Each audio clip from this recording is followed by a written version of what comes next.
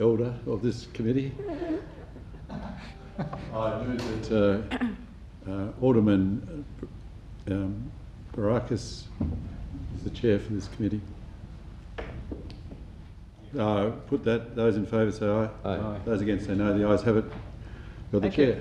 Thank you, and thank you, Alderman Briscoe, and welcome everybody. Being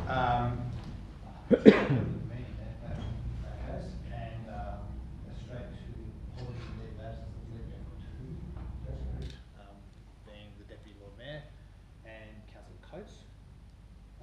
We've got nobody to co-opt yet. We'll see if anybody wanders in. Number 2 is confirmation of minutes. Does anybody want to move that? So moved. Councillor Dutton. All those in favour say aye. Aye. Against say no. It's carried. Part 3, consideration of supplementary items. Do we have? None? No. Part 4, indications of pecuniary and conflicts of interest. Are there any? No, there being none. Part 5, transfer of agenda items. It was suggested to me, just given the timings of some of the representals for 7.1.1 and 7.1.6, that we hear 7.1.2 first, and then hear 1.1 and 1.6 one after the other. I so move those. And then. Yep. Yep. So if everybody's in favour of that. Yep. Against no. Very good. Okay, so then we'll also hear that consideration by invitation first. So I move that. Thank you, Alderman Briscoe. All in favour say aye. Aye. Say no. So, part 7, Council now acting as a planning authority. We'll move on straight to, as discussed, 7.1.2, 156 Newtown Road, Hobart. And we have a representation from, or deputation from Ms. Hickey. Can you please come just to that front table there? Just there. You? Yep. Okay. Is that the...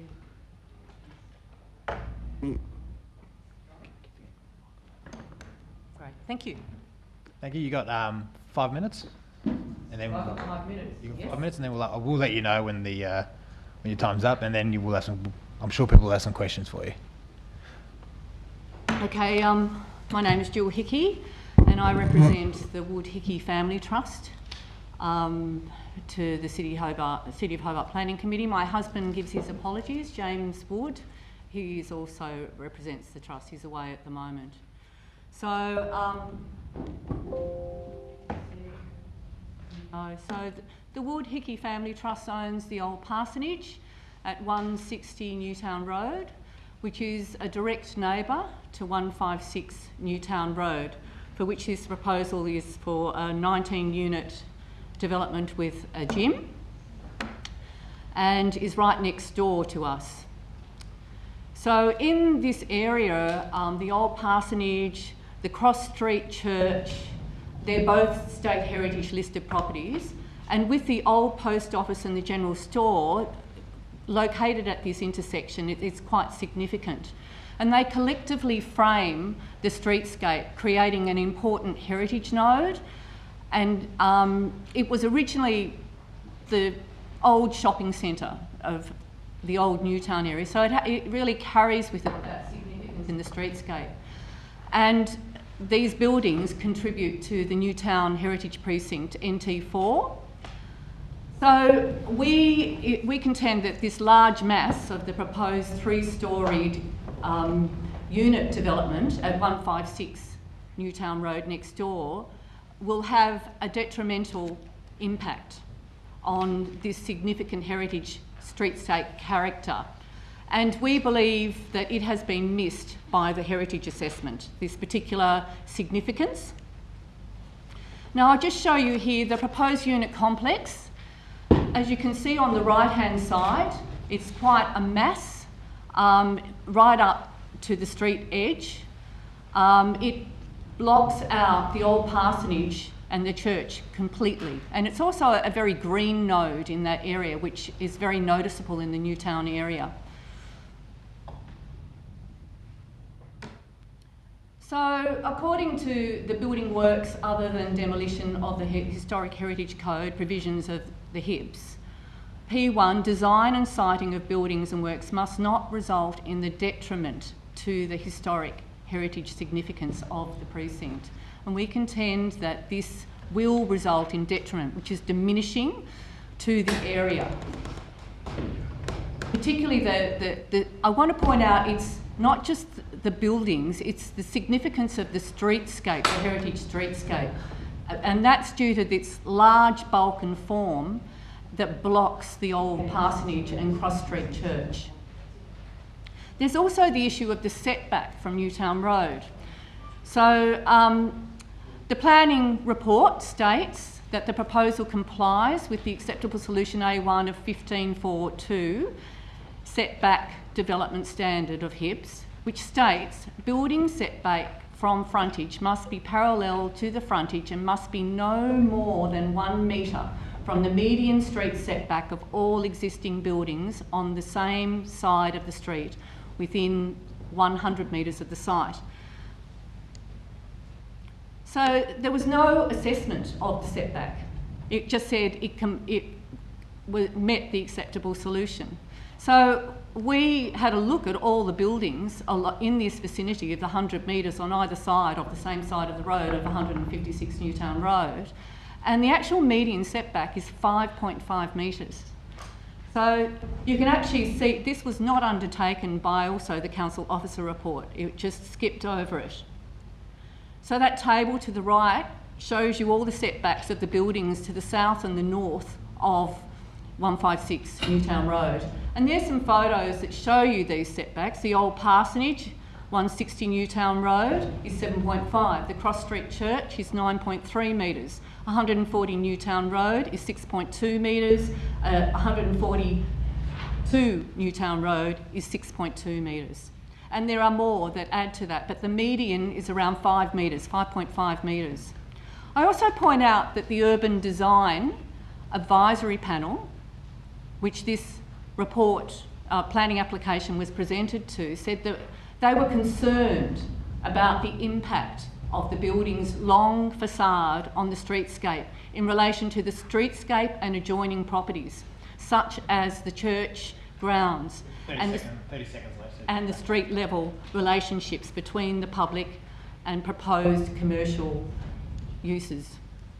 I point out also the parking, that there's no provision of parking for the gym, 17 car parking spaces which will go out onto the Newtown area and place a lot more stress on a challenged area already, which is going to lose some of its parking with the development of the Cross Street and Newtown Road intersection.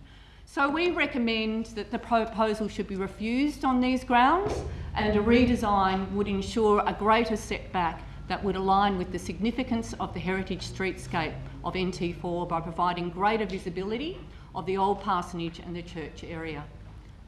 Thank you. Thank you very much. Was there any questions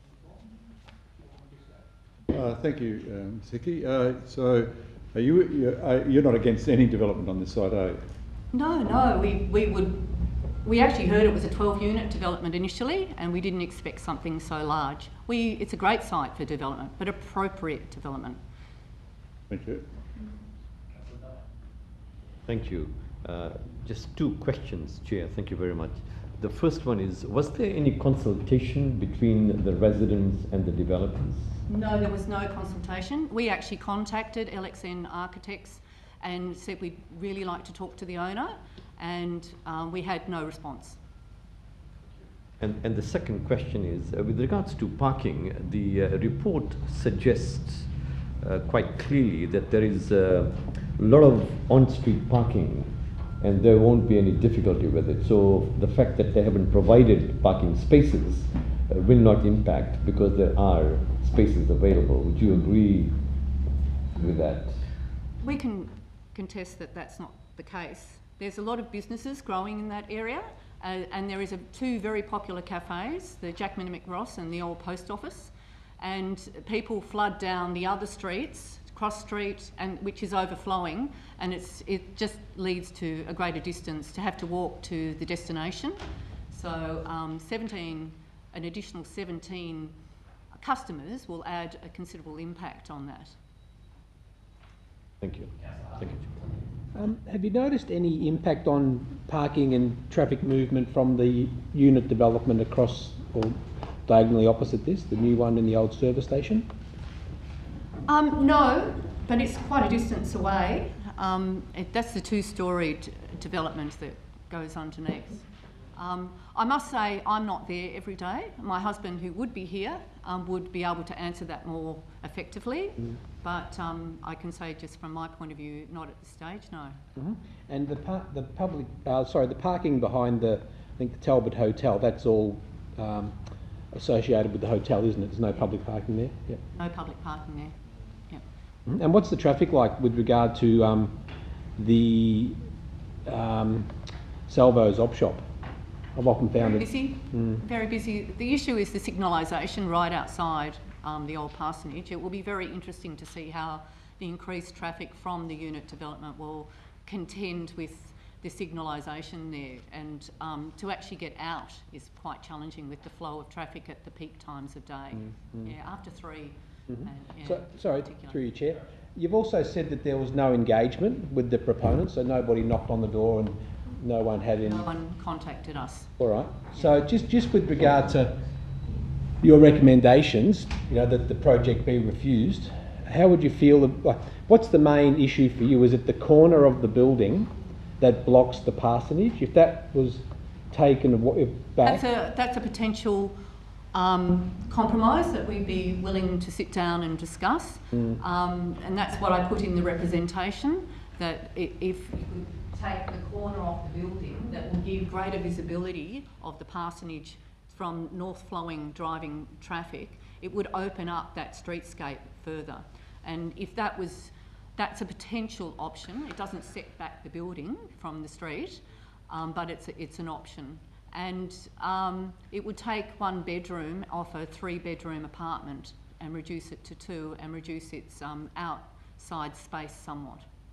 So, through your chair, your suggestion is the whole corner, including the ground floor, not just... The whole corner. Well, look, there's potential to look at how it could be designed, and I think it's really worthwhile sitting down to work that through. Yeah. And you haven't had that opportunity at all? No. Yeah. Thank you. Councillor Dutta. Thank you, Chair. Just following up from that line of questioning, therefore, would you agree for a deferral so that you have the opportunity to have a discussion? Yes. Thank you. Thank you, Chair. Any further questions? If not, thank you very much. No worries, and we'll move on to the next, which is Fraser Reid on behalf of the applicant.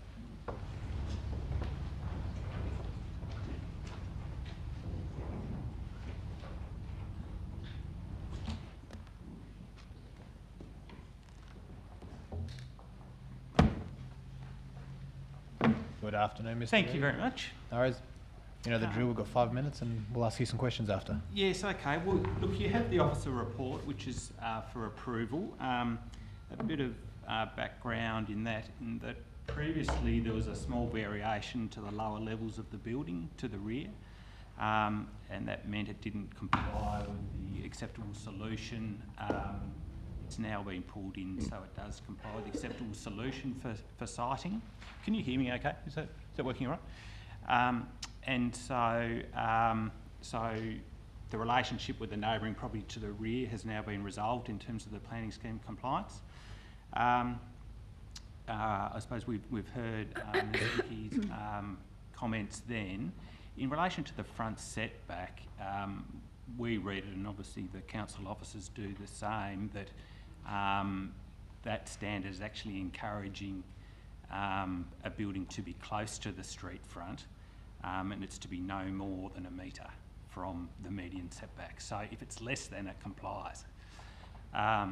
So it complies with that. In terms of heritage, the proposal is supported by a detailed heritage assessment by Lucy Burke-Smith, a very well-respected heritage practitioner, and obviously council's officers have reviewed the proposal and support it as well. So I don't have anything further to say on that. I don't know, Sarah, did you want to say anything about the consultation or anything like that? Just to clarify that it is our understanding that through the design process, our client group did email the owners of the parsonage. So there may be some communication or misunderstanding there, because we were advised that there was a communication sent to that property owner without reply. And just further to Fraser's point, early in the concept planning stage, we did consult with Council's planning officers around the interpretation of frontage setback, because we were discussing how to calculate that. And we reached consensus between Fraser, our planning expert, and the planning officer around that. So our understanding is that it's compliant.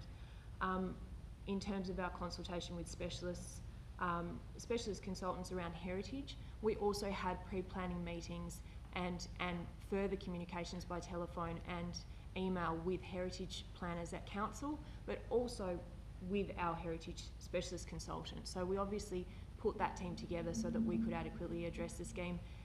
And further to that, the process of design was actually consultative and collaborative. So we made a number of visits to site with Lucy, walked the streetscape, and made a lot of decisions around building form and material selections based on her expert advice. So I suppose that's all I'd like to add to Fraser's. So, look, given it's a positive recommendation, we don't really need to say too much more, but it might be more helpful for the members to be available for comments or for questions, sorry, if there's anything specific that they want to talk about. I see Alderman Briscoe chomping at the bit, so we'll let him go first. I wouldn't say I was jumping at the bits, and just only keeping warm somehow. Thank you, Chair. Thank you. Now, a few things. What is your reaction to the design panel's comments? I take that mainly as probably disagreement with how the planning scheme deals with the interaction between the urban mixed-use zone and that inner residential zone to the rear. So they are concerned about the impact on the property to the rear, but it does actually comply with the planning scheme. So the planning scheme is actually encouraging a fairly dense development on this site, and you know, for obvious reasons in terms of it being along a transit corridor and things like that. So I suppose I would say sometimes the panel might look at things that are a bit beyond what the planning scheme might say. And in this case, I note that they made comment in relation to the previous proposal that it didn't actually comply with the rear setback standards, so now it does. So I think in some ways it's probably a little bit out of context, some of their comments, because the proposal has changed in relation to that rear compliance. Thank you. And the second part of my question was, obviously there is some different interpretations about the front setback, which I'll ask the officers shortly, or one of the others might ask. But from my visiting the site and seeing the photo montages, it will have a significant impact on the adjacent parsonage and the church and the other buildings described by Ms Hickey. Even though it doesn't meet the planning scheme, is there any obligation on you and your owner and your architect to make sure that that sort of the precinct is not affected by any new buildings? Well, yes, yes, Well, we'd agree. I would just like to say one thing around that. I think actually, although I have a very high regard for Lucy's report, I actually think Council's Heritage Officer put it very well in her report in support of the application, where she talks about the way that new development can sit alongside significant heritage properties, and that sitting next to doesn't necessarily mean you're taking something away from. And the views that you have when you move through a streetscape are not static. So of course we take a snapshot of an image from one place. Yes, we've done that to try and illustrate the building, all but quite crudely, I will admit. You know, but our view of the streetscape is not static, and the curvature of Newtown Road cannot be underestimated. When you move from the north to the south along Newtown Road, They're just by the nature of the way the street curves, the church, the prominence of the church in that intersection and the parsonage building is obviously maintained. I think the other thing too is that we're quite conscious that we're trying to reconstruct a streetscape that has been quite substantially broken by the previous development in the 70s of the service station, as happens throughout the city. And so the approach to that is to repair that streetscape and put back a frontage, but we do step back from that corner where the parsonage is and the church is sited at all levels, most significantly the top floor, while fitting within that envelope. So we could have built further to that boundary, we could have built all the way down that northern boundary. That would not have been a respectful relationship between the vegetation that's there nor the existing parsonage building. So, I mean, as I say, my first point, I think Officer Baines put it quite eloquently in her report. Thank you for that. And I know I purposely made it a little provocative just to see your response and the sense of where you're coming from. Thank you very much. Yes, so just to, in terms of the scheme, I think we agree that it's important to have a respectful relationship and consider the streetscape values of the precinct, and that's what we have done by including the right specialist to come to the proposal, and that's Council's assessment as well. Thank you. Councillor Harvey and then Councillor Dutta. Yeah, thanks, Chair. I was just going to read a bit from the report. The heritage assessment prepared by Purcell, submitted as a documentation for this proposal, does not identify the significant impact of the proposal on the heritage streetscape created by the old parsonage and cross street at this location. The significance of this key heritage streetscape has been missed by the Purcell heritage assessment. And I kind of agree with that to some extent, which is what the proponent has said, that you only get one shot at this, and if you stuff it up, then you've lost the impact of that parsonage and the church. And I look at that development across the road, that those other units, and I'm appalled by that development, and so are a lot of other people. It's a terrible development, and I'm just nervous that we're going to end up with a terrible development here as well. And the fact that there's been no engagement with the next door neighbours I find really appalling as well, to have been able to maybe come up with a solution for that corner. And I know you sent an email, but Our client group sent the email, but so and we all miss emails, but to make one attempt at communicating with the neighbours, I think is inadequate. And just at this stage, it's just frustrating through you, Chair, to think that this is a great site. This could be a really fantastic development, but I think you've let yourselves down by not communicating with the neighbours and coming up with a design that would pay a bit more respect to the two historical buildings next door.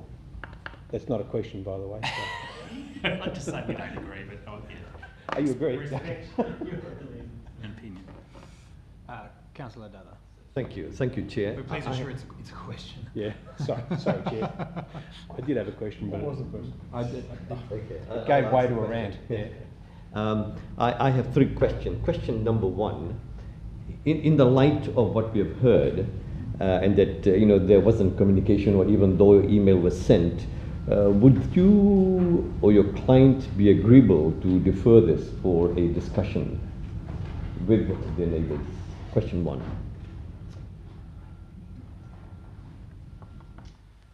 Look, I think this is a proposal that has been carefully considered with expert input and with consultation with council over a long period of time. It's not as simple as just changing it.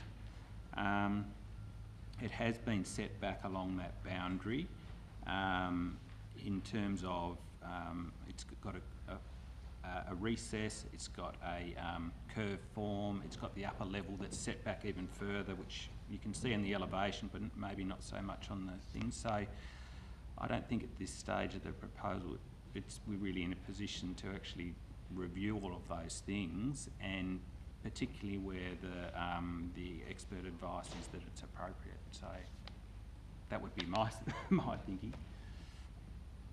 Thank you. Thank you, Chair. Question number two, with your comments regarding the UDAP comments that it is somewhat not relevant in the context, if I understood you correctly. Now, the changes made, are they minor changes or are they significant changes? If they are minor changes, would you agree that the comments would still valid? The point, so they were minor changes in terms of the buildings, but major changes in terms of how the planning scheme consider the building. So I'd say that's the point, and I know that the officers brief UDAP when they consider a proposal, and I think at that time they would have been briefed that the proposal didn't comply with the rear setback and that matters of shadowing and things like that were relevant. If it went back to them again, I think they would be aware that it's now not relevant. So I would say that would have vetted the extent of their discussion on the proposal. And question number 3, Chair, through you. With regards to parking, I am of the understanding that the report that we have with regards to parking was done in April 2021. And also I refer you to the page 611, attachment B, where it reads, "It is common for a fitness centre to generate people movement throughout the opening hours," and goes on. "A comprehensive survey of gymnasiums in Sydney was conducted in 2014. My question is, why compare with Sydney? And this was done in 2014.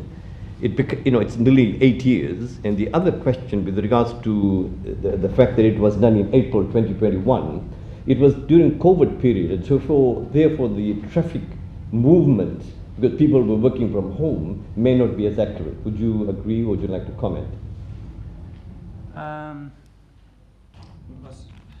It's a bit difficult because it's the traffic engineer, and normally I'd probably like him to respond to that. But I would say what traffic engineers do is use what's available information, and they supplement that with surveys and things like that. So in terms of the gym calcs, that probably is the recognised reference, the best research there is in relation to gym work from a traffic generating perspective. And April 2021, I think we were pretty active still, weren't we? I don't know that. The board is open only recently.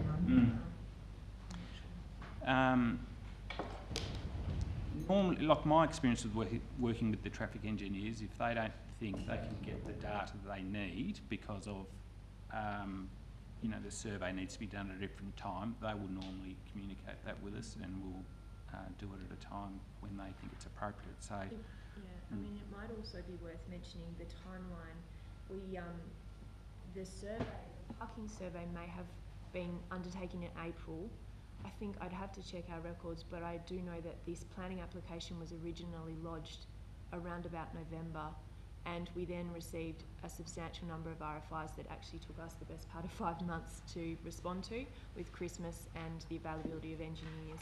So they're actually, I think, unfortunately, yes, as of today, it probably doesn't reflect the most recent available information, but in terms of the timeline for lodging, yeah. Any further questions? No, if not, thank you. We'll ask you to take your seat again, and we'll have some questions. I'll start with a question of my own. So just in regards to the UDAP report, that's in regards to the original proposal, the proposal. Is that correct? Yeah, that is correct, Chair. Just so for your benefit, that was on the basis that there was discretions associated with the building envelope, overshadowing impacts of that nature. With the amendments that were made, those discretions disappear and therefore are not relevant to the context of those comments, I suppose. I'll have a few more, but I'll let the floor go first. Alderman Briscoe. Thank you. About 3 questions to take Councillor Dutta's view, and it might be 4 or 5 or 6, but anyway, let's try to start off with the first one. I noticed somewhere in the report, which I can't actually pinpoint now, but I was reading earlier on, prior to the meeting, that there is a 1-bedroom unit that doesn't get any direct sunlight. and then the conclusions of the officers are, well, that's okay, the rest do, or to that effect. Is that the case? So we can allow an apartment to be built, one-bedroom apartment to be built as part of the complex and not have that amenity. Is that correct? That individual amenity? Through your chair. In the context of the overall development, 19 dwellings or so, it was felt that in general terms, the amenity of the overall complex was reasonable, acceptable under that performance criteria. Notwithstanding that one of those units doesn't get direct sunlight. I presume a one-bedroom unit, Paul Sod, who is occupying that one-bedroom unit, is not getting the amenity shared by the rest of the other 18 units. But anyway, it's a comment. I feel it's a bit strange. There seems to be some difference in opinion between the deputation, Ms Hickey, interpretation of the setback, and the council's officer and and Mr Fraser's interpretation of this front setback. Can we get a definitive view about that? Yes, well look, the officer's view is consistent with Mr Reid's. The definition stipulates that the building setback from frontage must be parallel to the frontage and must be no more than, i.e. it can be less, but it can't be more than 1 metre from the median street setback of all existing buildings. So that is the distinction. On my initial reading of it, I can understand where Ms Hickey is coming from, but it's the officer's interpretation, and it's been, as I understand it, been our interpretation for some time, that the exact wording says must be no more than. It doesn't stipulate less than. Okay, I suppose that will be tested if it gets whatever decision gets made at the council. Correct. Might be at the tribunal might accept that. I'm almost certain what your answer will be, but I'm sort of thinking about the properties behind this development. To me, they are going to lose a lot of amenity, yet the planning scheme doesn't take that into account. Can you? And it seems there are residential properties at the moment behind the development, yet their sunlight and whatever is going to be affected. Can we have a response to that? So, if you tell me the planning scheme is inadequate, that's fine with me. I'll accept that answer. But I'd like a response. I mean, the planning scheme allows a building height of 10 metres in height. Now, in residential zone, the height requirement, is slightly less than that. So it's not completely inconsistent in overall building height, this mixed-use zone. So, but you accept that there will be a loss of amenity? Most definitely. And there's no way that poor sods who live in those dwellings can appeal because it fits the planning scheme? That's correct, Chair.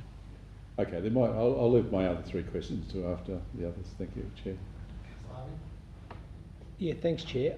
Look, I just want to clarify, what's the role of the Urban Design Advisory Panel, and do they have any weight or clout with regard to their recommendations?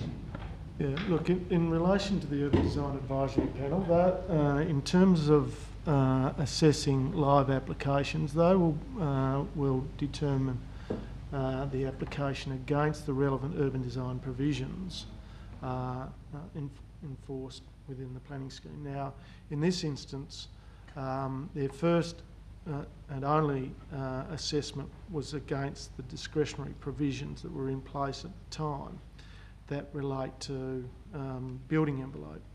So their comments, their initial comments, which are reported here, relate to those that discretion. Now, I think Ms Abey was at the meeting and she might like to comment further in relation to that matter. Through you, Chair, at the UDAP meeting there was a discussion about potentially the basement being moved closer to the highway reservation, which would mean that any ambiguity about whether or not it fell within the acceptable solution would be satisfied, which is what has happened with this application. That ultimately didn't change UDAP's view about the application, but because it changed the scheme provisions and the way that they operate, those provisions fall away in terms of providing a basis for refusal. So their comments, for instance, the panel were concerned about the impact of the building on the streetscape. The design presents a uniform long building to the street edge that, in the opinion of the panel, is not sympathetic with the character of this area, and it goes on. So that's completely irrelevant to the outcome here. That the Urban Design Advisory Panel had no influence to be able, or had no opportunity to influence the outcome of this by creating a much more sympathetic streetscape, or helping to encourage a much more sympathetic streetscape. Look, in relation to that matter, that was certainly the view of the UDAP, but we also had a counter view from the Cultural Heritage Office in relation to those impacts on the historic heritage streetscape. And I quote from section 6.19.5, where the siting and design choices are logical and sensible rather than inspired, but are unlikely to result in detriment to the historic cultural heritage significance of the precinct. Extant periods buildings would endure and continue to be able to be viewed from public streets in Newtown Road, providing high quality examples of their respective architectural periods. Now, there are other buildings built to the street frontage, and as has been suggested earlier on, this is the sort of the traditional shopping precinct of Newtown, where buildings, those retail buildings, are built to the street frontage. So it's it is maintaining that built form, I suppose. And yes, there could be, may have been improvements that to the facade treatment, and one of which was around, that they did pick up, was around frosting of the glazing, and we've conditioned to prohibit that element. So I think in general terms the officers were reasonably comfortable with the outcome so far as streetscape is concerned. So I think that this would be the longest unbroken facade in that area. There's no other facades that are this long, or properties that have this length of boundary, I don't think. Anyway, that's just a comment, I guess, but I just do have, there's conflicting views, I think, on the standard of the facade. The Urban Design Advisory Panel are not happy with the facade, while our Heritage Officer doesn't see that it's detrimental. So we do have conflicting views, I think, but anyway, I'll finish there. Yep. I know we've got a question from Councillor Dutta, but just going off that, I've got a question, if you don't mind, Councillor Dutta, just in regards to, and I've got a similar question to Councillor Harvey in regards to UDAP. When we have circumstances where, you know, we have something that's being assessed, we're assessing something against the planning scheme, and UDAP's offering advice that's not necessarily directly relevant to the planning scheme, or like, for instance, when we talk about setbacks and the size, where we have a planning provision that says the setback can be no more than, and the UDAP's sort of suggesting that actually prefer to see a larger setback. How do we weight that, and how do we weight that advice that we're getting from UDAP versus officers' advice against the planning scheme, I suppose? And I suppose a similar question to Councillor Harvey is, what role exactly does UDAP play in that sort of conversation? Yeah, I mean, the UDAP are an advisory committee, so they provide advice. Ultimately, and there are other advisory arms of council that provide advice to the assessing officer. Ultimately, the officer needs to balance all that advice against the provisions of the planning scheme in force, and will weigh up those competing views. and we'll make a recommendation now. The officer has come to that conclusion and ultimately in relation to the building envelope, the overshadowing and the like, and the setback are ultimately dictated by the quantitative standards of the scheme, so they do meet the acceptable solutions of the scheme. So there's very little scope to argue against that under the planning scheme as it's currently worded. Thank you, Director. Councillor Dudder. Thank you, Chair. Through you to the Director, I just want to draw your attention to page 521, 6.8.4, where it states the performance criteria P1 at clause 15.4.8 provides as follows: a dwelling must be sited and designed to optimize sunlight at least one habitable room other than the bedroom. And then it goes on to say in 6.8.6, which Alderman Briscoe was looking at, and I just want some clarification, following from what he was saying, that it is noted that apartment 14 would only have one bedroom and it would not receive any direct sunlight. So I'm not very clear with that. So if this is the case, which is not meeting the performance criteria, it will be rejected. Is it true? It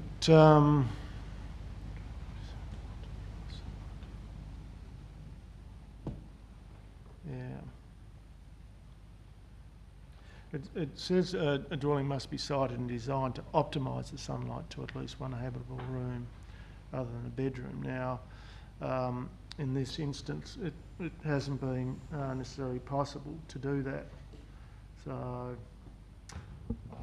it's the officer's view under those circumstances where you've got 19 dwellings, I think, in total, that it's not always possible to achieve that for every dwelling. So it's a conclusion of the officers that that is acceptable in this instance. It's a one-bedroom apartment, and they've concluded that it satisfies that performance criteria, notwithstanding that you can't get direct access to sunlight in this instance. Any other questions? I've just got one more off the back of that. Just interpreting 6.8.4 and 6.8.6, Director, under the term optimisation, would if changing the configuration of those apartments meant more bedrooms without habitable sunlight,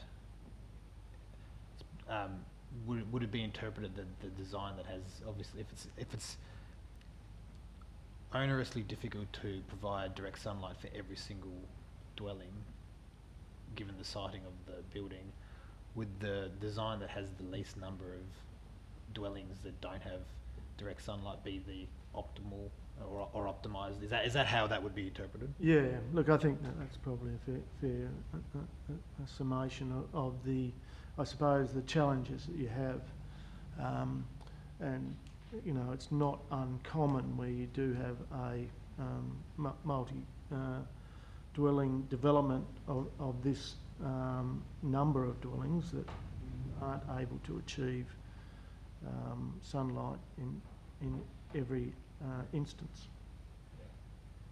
Thank you. And it's important to understand that I suppose the standard of insulation, double glazing, energy rating of these apartments, modern construction is much higher, it's 5 or 6 star rated arrangements now under the building code. So the notwithstanding direct sunlight, the energy efficiency of these new buildings are very high in terms of standards. So the amenity enjoyed within the apartments is still fairly high. Now, Alderman Briscoe. Thank you. As I said, I did have other questions, but some of them have been answered. And okay, the old days when we used to have paper copies, I could just say there to put a little mark there and go back to it. I can't find it now. Somewhere in the report, and I'm sure Councillor Dutta will find it, but there were photographs of, aerial photographs of the building in 1957, I believe, and it showed that the building that occupied this site had a huge setback. It looked like a residential house. So if that's in fact true, that it's never had a commercial building in front, historically, it's always had a huge garden in the front. It looks like from the aerial photograph that I've seen, I did see in the report. How does that fit in with, oh, it's always a commercial zone, and we're only making it, we're just putting commercial buildings back to the streetscape, the street frontage? Well, a previous building on that site doesn't dictate the setback standards under the scheme. The setback standards are dictated by the scheme, and I understand that, but it was the statement that we're restoring in the commercial zone. I don't think there was a reference to restoring. What the reference was that it is a commercial zone in this location, in general terms, and the scheme dictates what the setbacks should be because of that zoning, and the proposal complies. It is the view that of the council officers that it complies. By having a zero setback, it complies with setback requirements as envisaged by that zone. Okay, I know. Yep, thank you for that. I will leave my other questions. Don't think they'll add anything to it. Thank you, Alderman Briscoe. Do we have a motion on this, or any debate? Oh, just one thing. Can this be deferred? Is there enough time to be deferred? It expires on the 16th of June, so we could defer it to a special before council, but that would be it. I move for a deferment for a special before council to enable the applicant and the representatives to meet and see whether they can come to some arrangements. That being a procedural motion, we won't have any debate on that, so I'll put that. All those in favour say aye. Aye.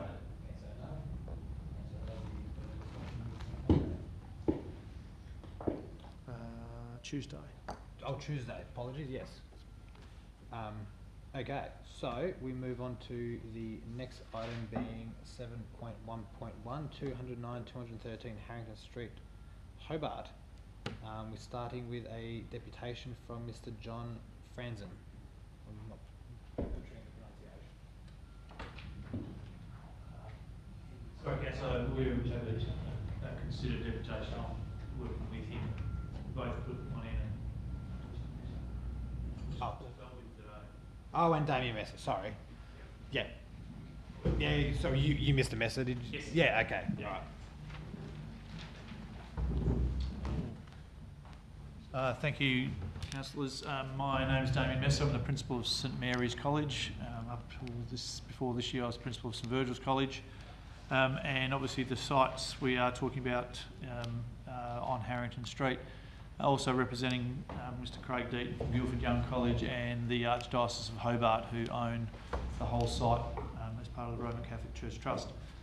Tonight, I suppose firstly I'll talk about my observations of what I do on a morning and afternoon basis, observe the traffic flow on Harrington Street, and both morning and afternoon with a considerable amount of backup at the lights in that drop-off pickup zone. And obviously that a lot of near misses, etc. And I suppose we wanted to look at the traffic impact survey. Wasn't in this proposal, was never considered in that time. It was deemed that the restaurant would be busy during 6 p.m. to 8 p.m. and there was never a consideration. But considering we probably we're looking at the opportunity to look at the pedestrian traffic being so high when we have just over 2,000, we include Elizabeth College, and we have just over 2,000 young people decant to school between 8 o'clock and 9 o'clock, and also come out of it from between 2:30 and 4 o'clock. And there was no consideration about the pedestrian traffic increasing with a fast food facility going on to that space. So I suppose we were looking at that. There was no survey done of the pedestrian and the learner activity, which will then hopefully inform some reduction of speed limits in the area. We obviously acknowledge the fact that there are traffic lights there, but it is limited pedestrian crossing during those peak times. I also wanted to explore the entrance and exits out of the streets in place, and we talked about crashes. There is mention of the existing crashes that have happened, but they're only between Patrick Street and Warwick Street where the actual facility is located. But we look at the number of near misses and the actual crashes that happen between the section of Brisbane Street and Patrick Street where we have the bank up problems.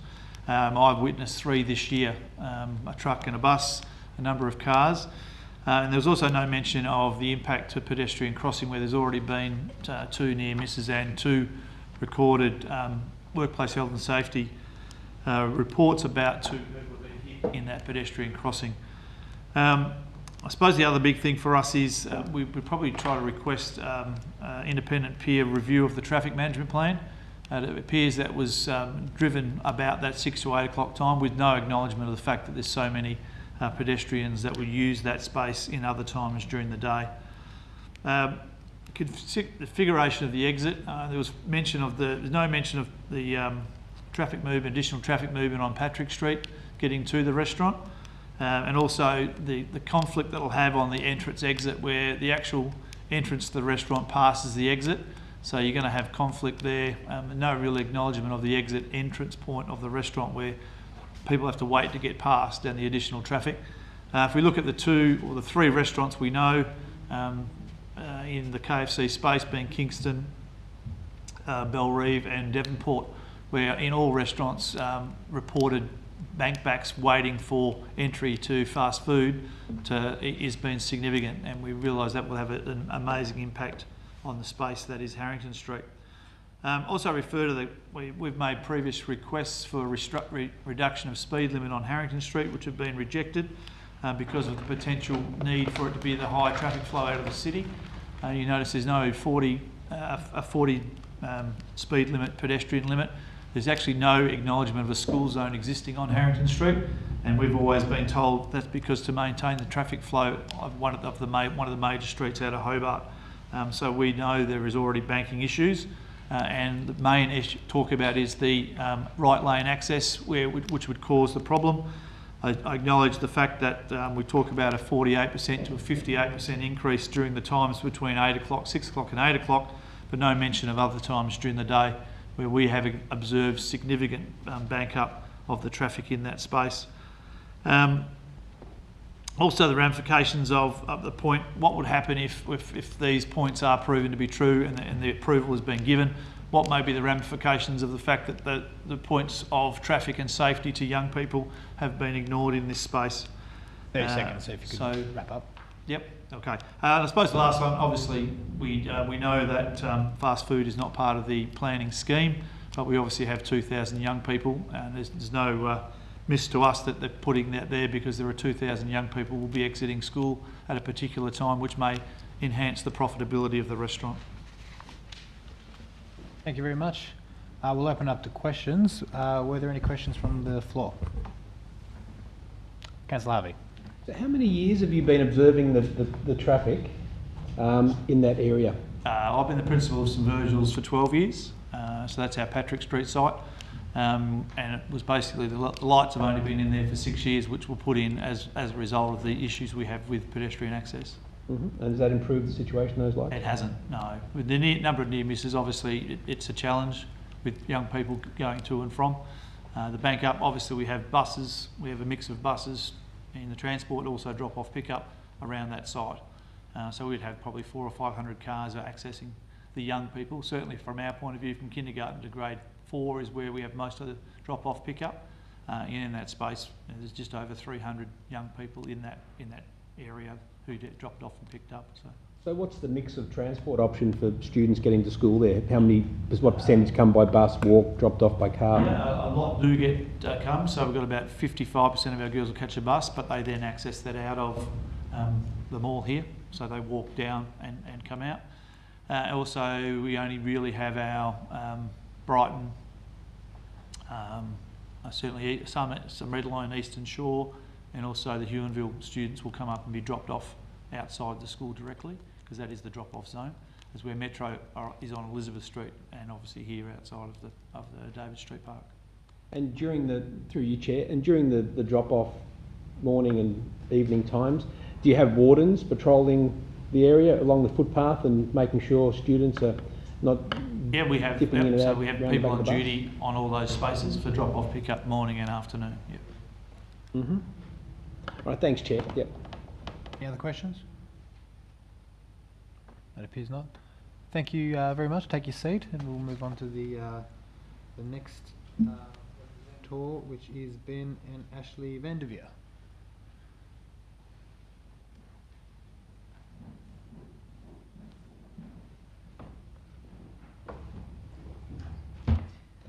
Good evening.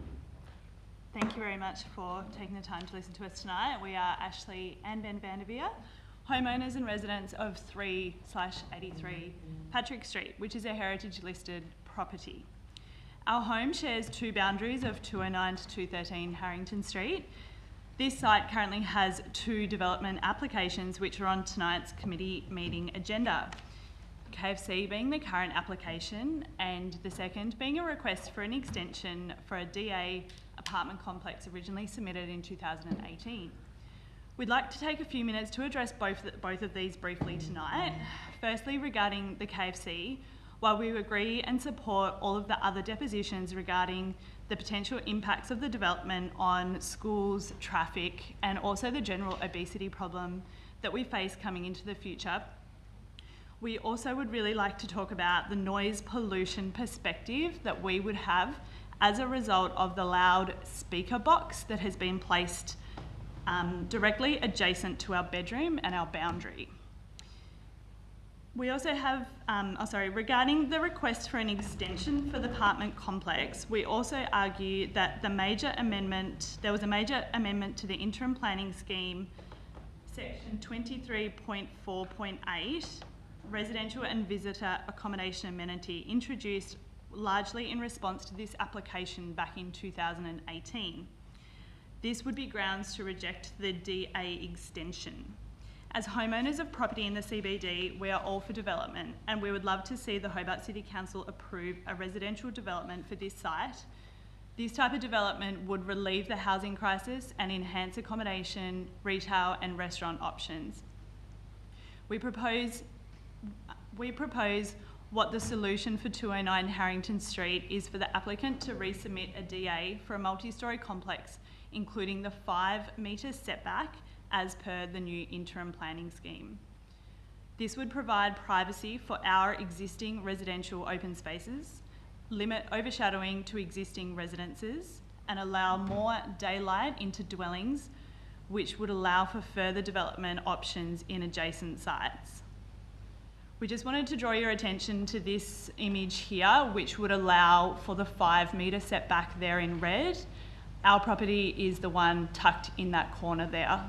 So if the apartment complex was to go ahead as per the 2018 application, that red zone wouldn't be there, and those apartments would be hard up against our fence and overlooking all of our space.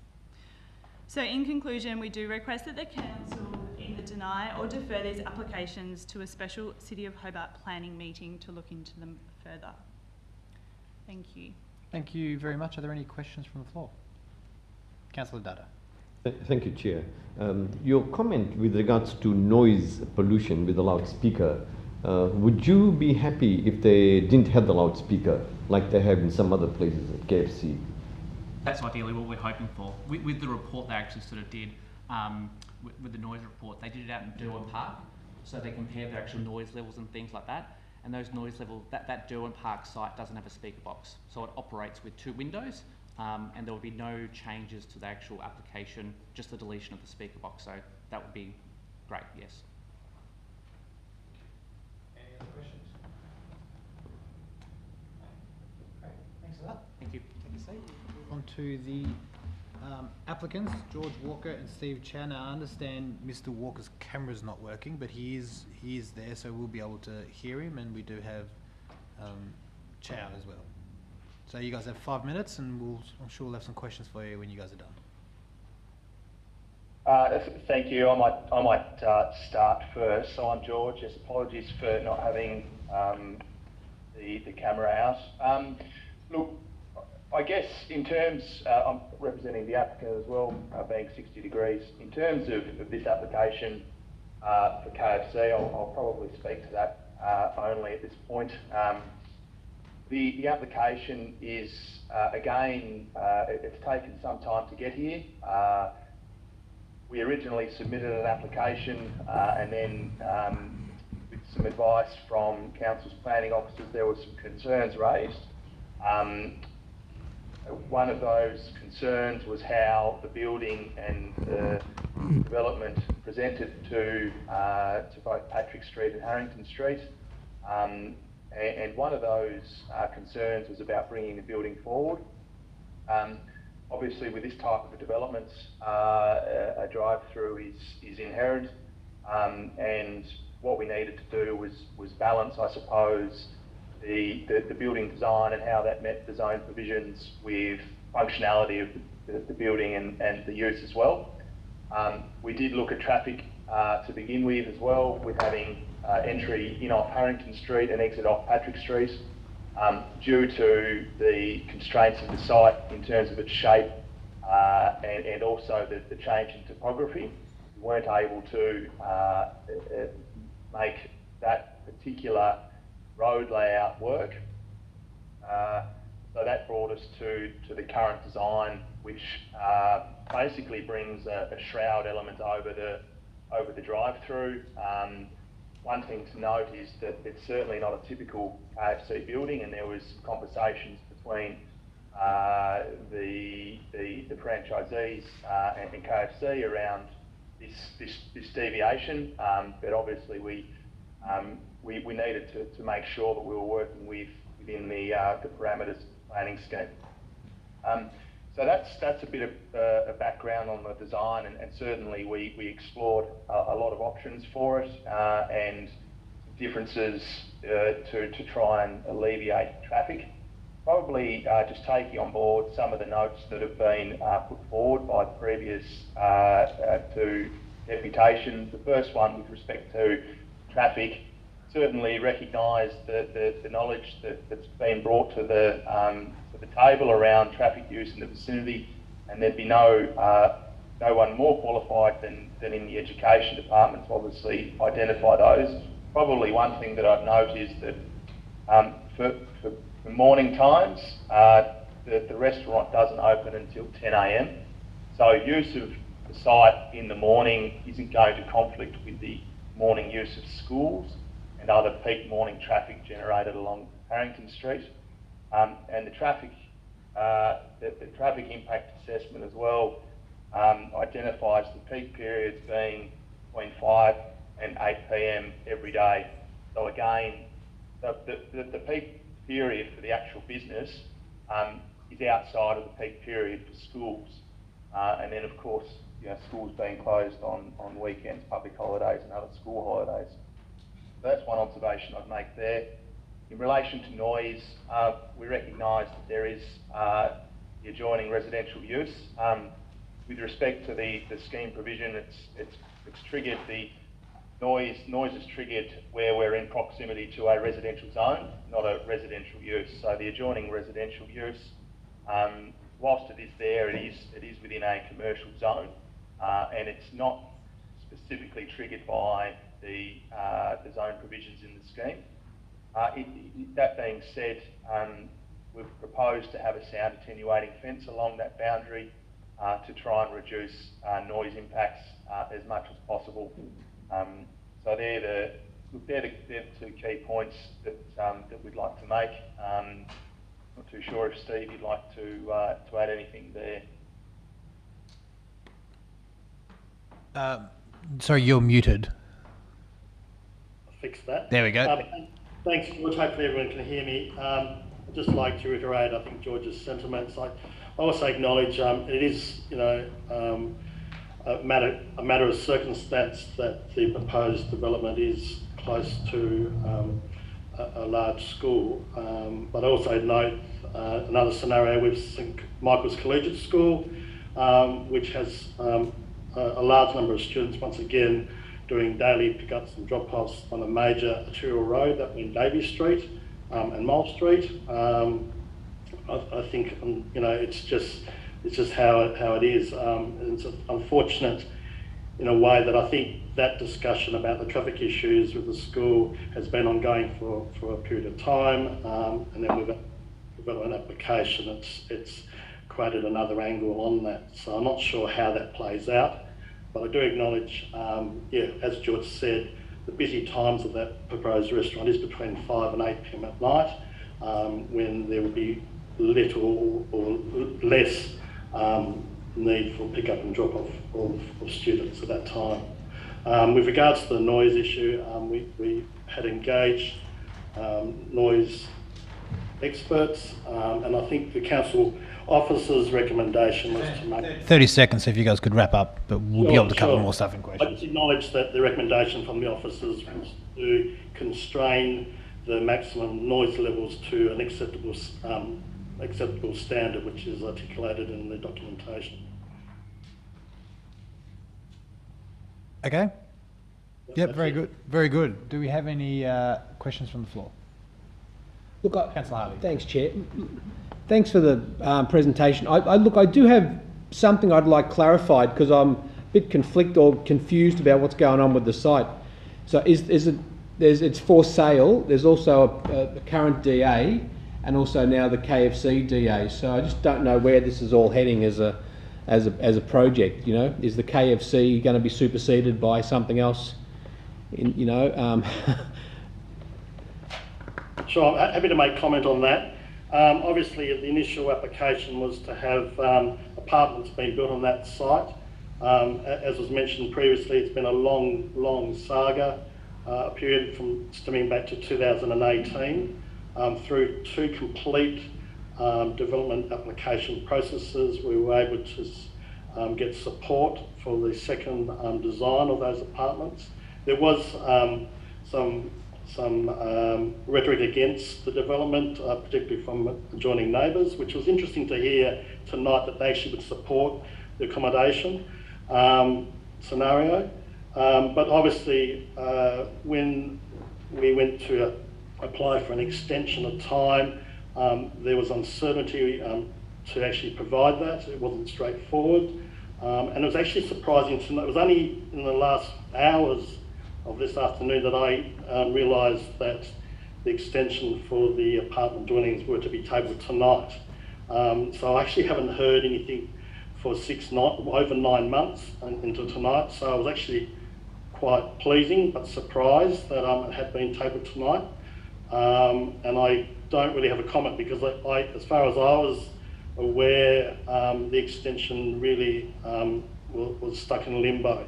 And in that time, the proposal for the KFC development had come through, and I'd entered into commercial agreements to at least proceed to a DA process. So it is surprising to acknowledge, but also welcome that the extension for the original development application is being considered. So it's a surprise as much as it is for you. I tendered a letter to the planning officers, which I hope have been passed on to you some months ago, outlining a response to the same question. And then you might sell it as well. Yeah. All right. Thank you. Yeah. Any other questions? Councillor Dada. Thank you, Chair. With regards to traffic, I want to draw your attention to the report, page 54, attachment A, and it states that A, the increase in traffic caused by the increased traffic generated by the proposed development is likely to be 100 vehicles per hour during restaurants' typical customer peak times, that's 5 to 8. Now, when was this traffic survey conducted? Is it correct, please correct me, that this was done in September 2020?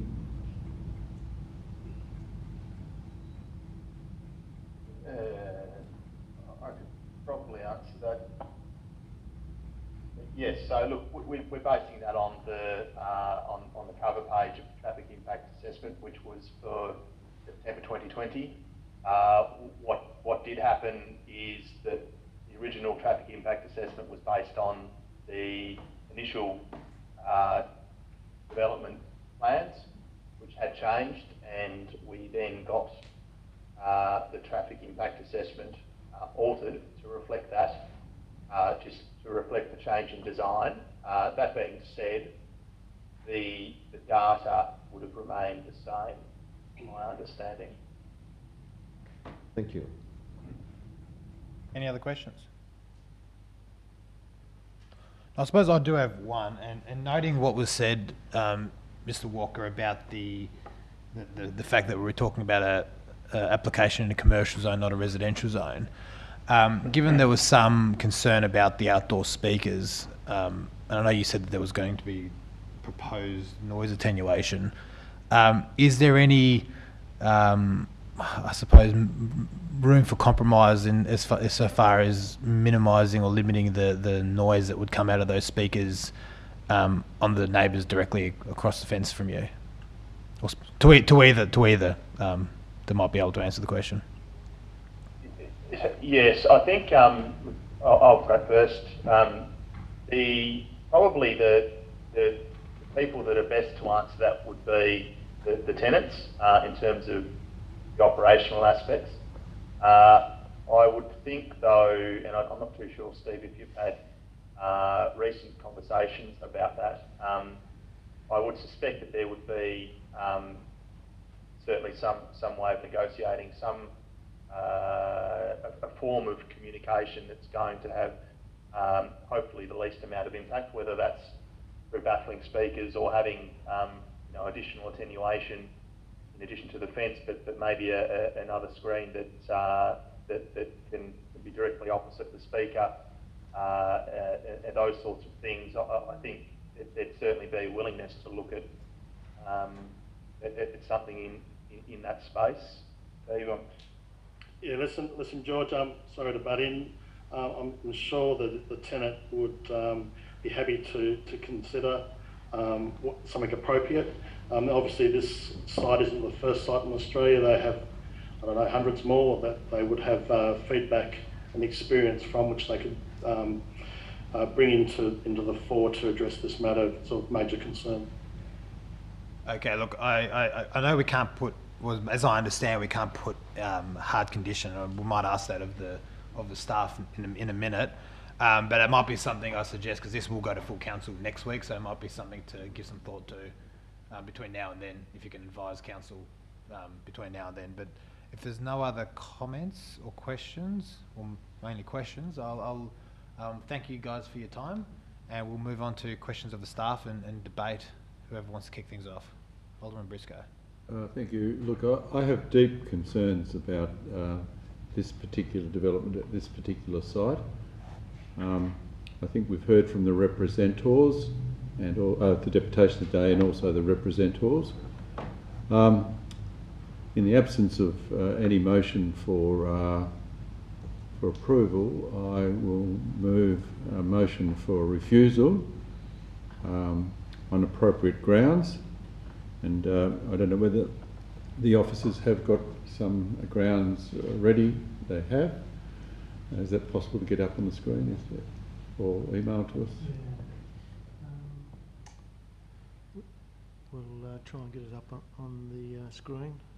There's only we're only suggesting one ground around traffic. Yes, I would have said traffic was probably the most important one. Obviously, it's a smaller building than residential, the previous application, which is still, it may be still current after tonight. It's sort of like the height of it seems appropriate, the design of it's okay, but the traffic in this particular site, if it was a block down or a block up, it may be different, but this is so problematic for the 2,000 school students or students of this area. I don't think we can consider, some of the deputations do talk about the effect of fast foods, but I don't think that is an objective under the planning scheme. It might be a social objective, but it's not a planning scheme, so we can't have that. So look, basically I've said all that I need to say, I think.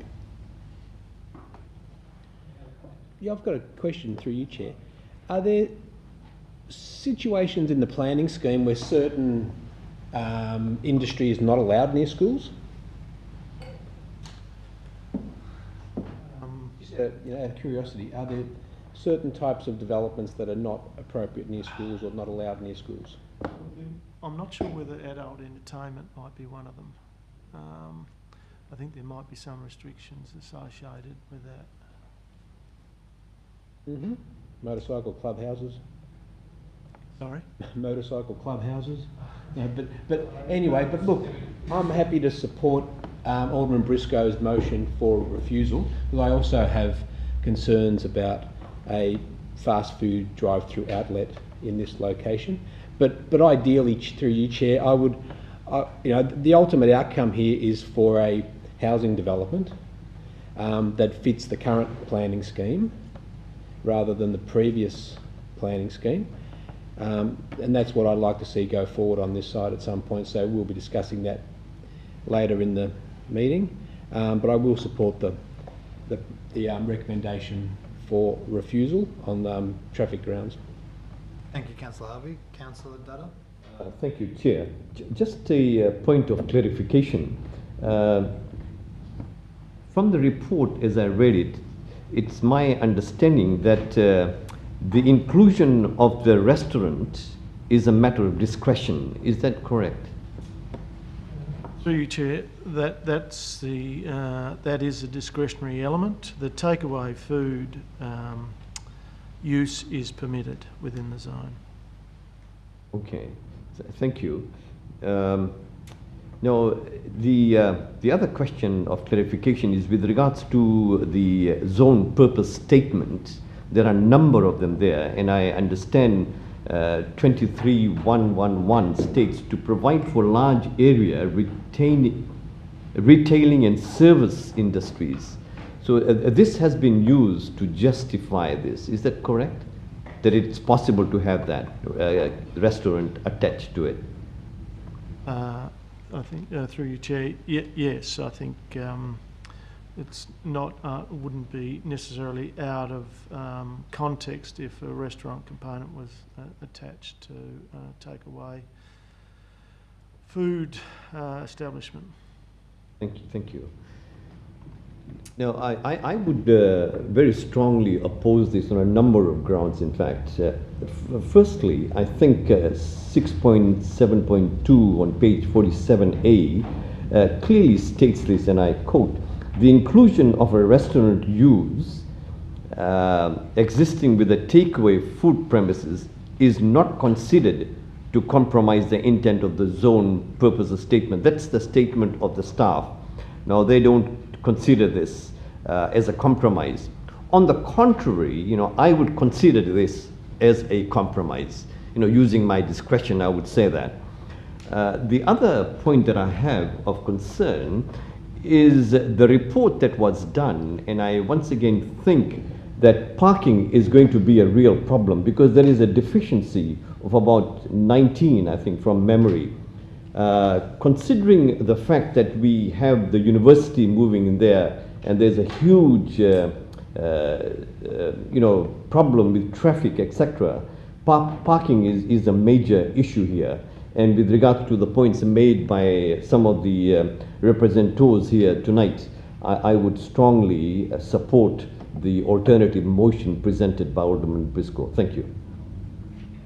So could I, through you, Chair, ask Alderman Dutto, did he want to include a reason for refusal? Based on the argument that we're exercising our right about the restaurant part? Yeah, I would be happy to include that in if you are happy. Yeah, I'm happy to include it into my motion. Thank you. For refusal, and the parking one as well. That's a discretion we have. Thank you. So there'll be three aspects of the reason for refusal. Yeah. Thank you, Alderman Briscoe. Look, just briefly, look, I agree with what's been said broadly in that I'm sure everybody here would, just make sure people can hear me, I'm sure everybody here would much prefer that we had the housing development that was proposed going ahead. Look, I've got my own personal views as to why I think this may have happened and speculations as to why I think this may have happened. I think we've seen all too many times where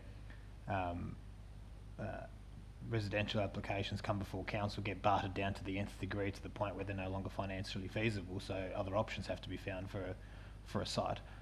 Which, look, I wouldn't expect the applicants to comment on that, but that would be my expectation of what's happened. Nevertheless, in front of us we have a fast food application. You know, all else being equal, I am concerned about that occurring across the road from a number of schools. But that, as has been said, and Alderman Briscoe is right in saying this, isn't a planning consideration for us to be discussing. As concerning as that may be from a social perspective, we do have to assess these as a statutory authority and a planning authority. So we have the reasons for refusal that Alderman Briscoe and Councillor Dutta have suggested. I don't agree with the point. Well, sorry, I'll put that differently. I agree with what the officers have said regarding the restaurant use. And insofar as the traffic, I think at the end of the day, this is a very, very high traffic road that transports a large quantity of cars, and it is a major arterial road. I don't think the addition of this KFC is going to be of such a substantial increase that it would affect the road. So once again, I'd be siding with the officers in regards to that.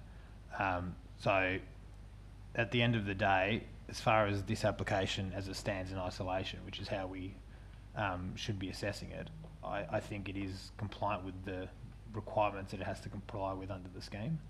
But that being said, I would agree with Councillor Harvey that I would much prefer there being a housing development being put forward. So I know we have the next item coming up, and hopefully positive things come out of that, and we'll go from there. But I'll leave it there. I think I might be the only person voting or dissenting from this, but I'm sure we'll have a full, robust debate in council next week. So, with that being said, I'll put the motion for refusal moved by Alderman Briscoe. All those in favour say aye. Aye. Aye. Against say no. No. Believe the ayes have it. Or do we need a... You got it? Yep.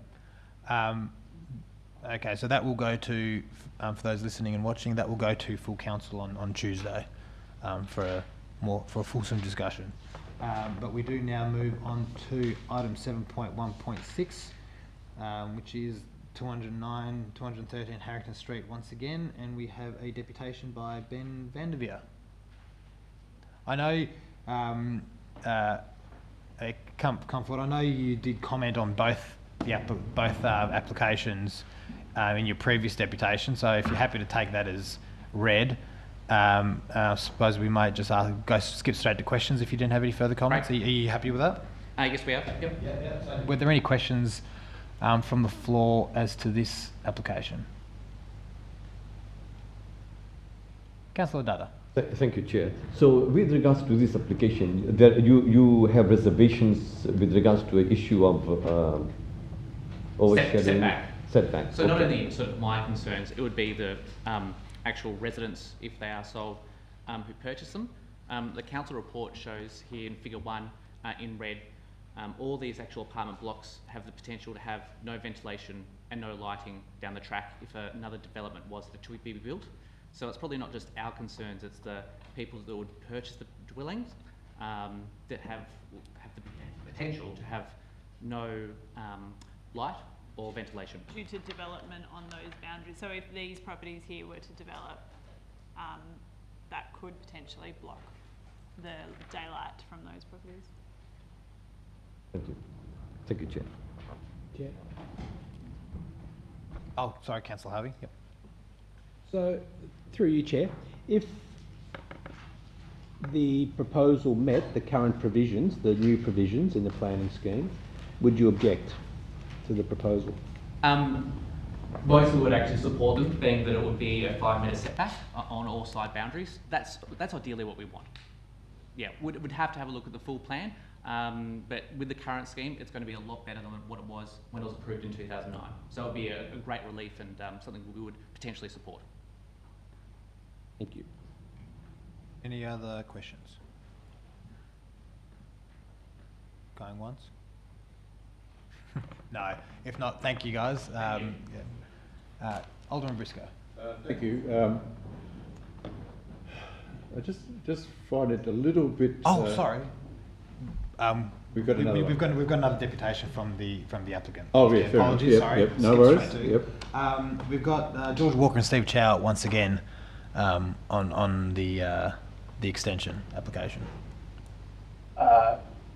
Yes, Steve, you happy for me to go first? Yeah, absolutely, George. Okay. Look, thank you again for the opportunity to speak. As Steve mentioned earlier, we were made aware that this item was being presented tonight this afternoon, so it's taken us a little bit by surprise. I guess, again, by a little bit by way of background, it was decided that we needed to request an extension of time.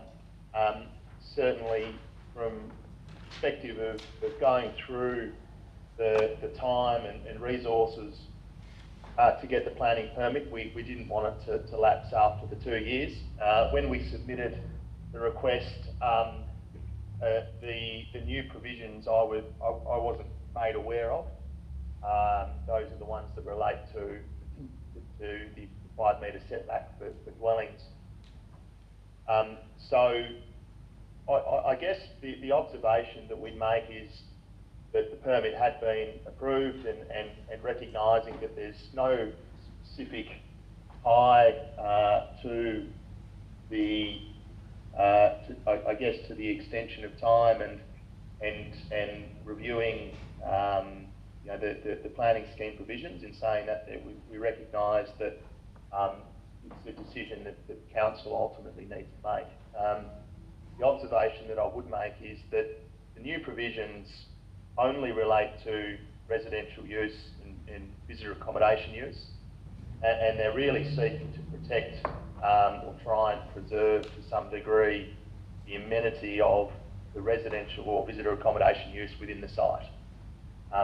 So, understanding that there's an eagerness for a 5-metre setback, the site is able to be developed with a building on the boundary if it wasn't residential use or visitor accommodation use, if a new application was submitted.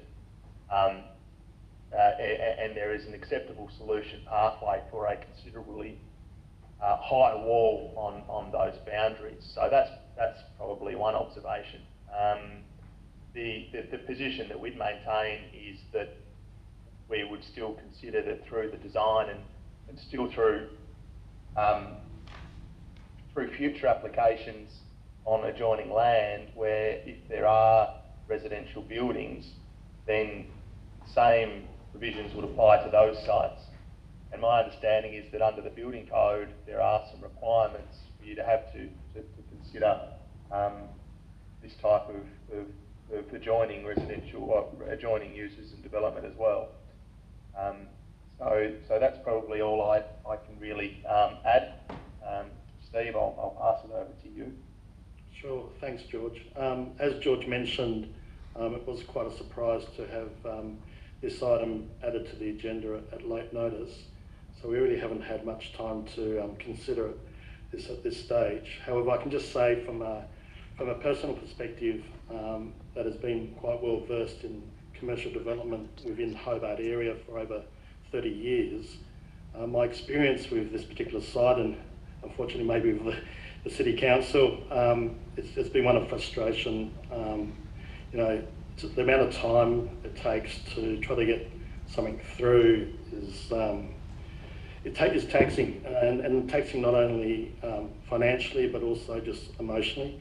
And as Alderman Baraka said, you know, I just don't understand why things are so hard to get going. You know, it's not an easy thing, but at the end of the day, I suppose I'm a bit lost for words on where to go with this. It's a surprise, it was a welcome surprise that this was added to the agenda, yeah, it just kind of caught me out by surprise. Thank you. Were there any questions? We'll start with Councillor Dutta. Thank you, Chair.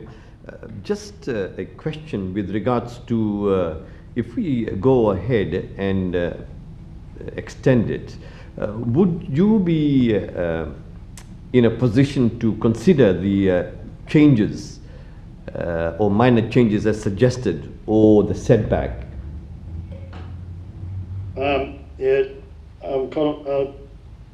Councillor Dutta, the so-called minor change of a 5 metre setback is actually quite significant. If you look at the plans of the DA that was approved, having a 5 metre encroachment on those boundaries would require significant redesign of the whole premises. So much to say, you're basically going back straight to the drawing board again. Taking 5 metres off the perimeter of a site is a significant undertaking. It's not a minor, back in a week we'll come up with an alternative design, sorry to say. Could I add to that as well? Is that an opportunity? Sure. Yeah. One thing as well, I guess, from a statutory planning perspective that we need to be careful of as well is that the application that we've made is to extend the time frame on the existing permit. We still need to be conscious of any changes and that may be made through the application, and how that the degree of change that's proposed, and I suppose how that fits with the original permit. So my understanding is sort of where things left were we could potentially consider a minor amendment to the existing application to try and bring the building into greater conformity with the new provisions. And then we could assess that, or council could assess that application concurrently with a section with the request to extend time on the current permit. So I think, as Steve pointed out, that certainly the 5 metre setback and the change in design probably, in my view, would maybe too significant to be considered as a minor amendment. I guess I'd probably leave that to council officers to consider as well. So whilst we could potentially look at some changes, I guess the degree of those changes would still need to fit within the scope of what we're allowed to change under the Land Use Planning Approvals Act, which is section 6 from memory. That's all I had to add. Any other questions? No, I do have one.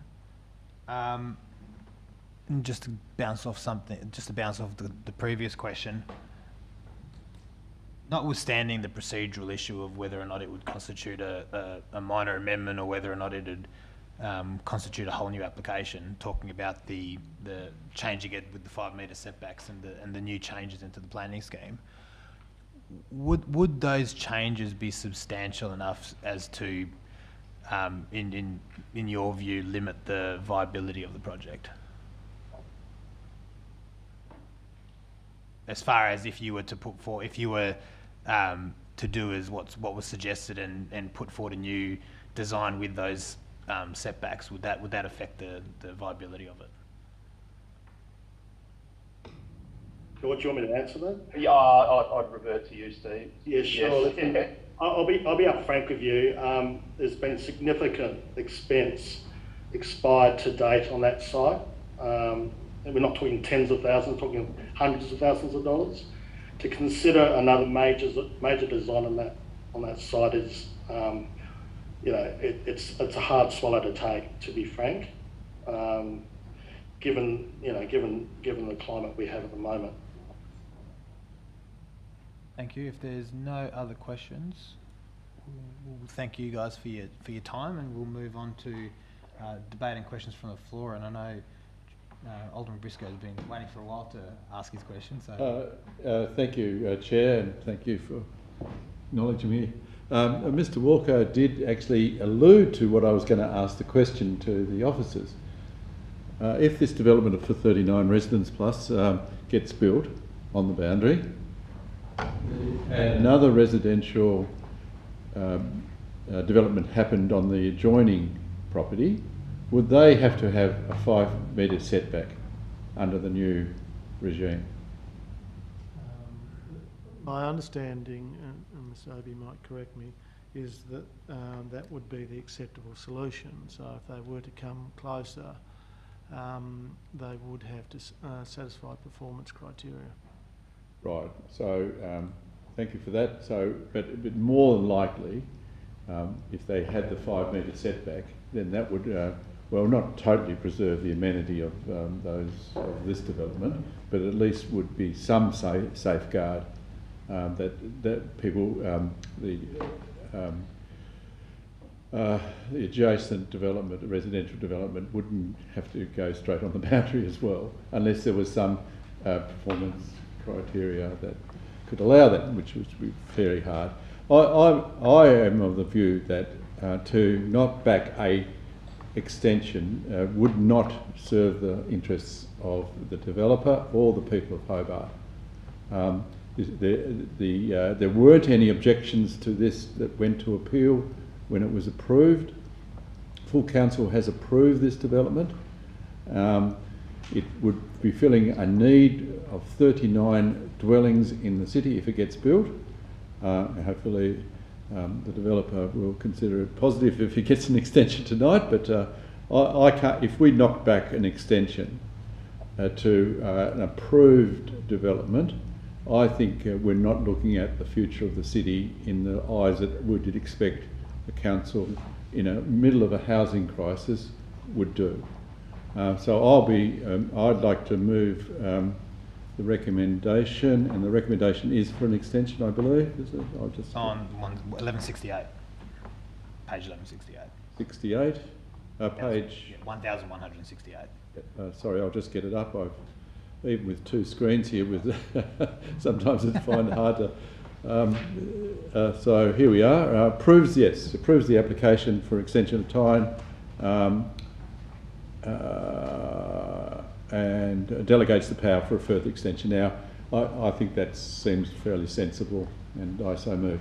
Thank you, Alderman Briscoe, and I see Councillor Harvey.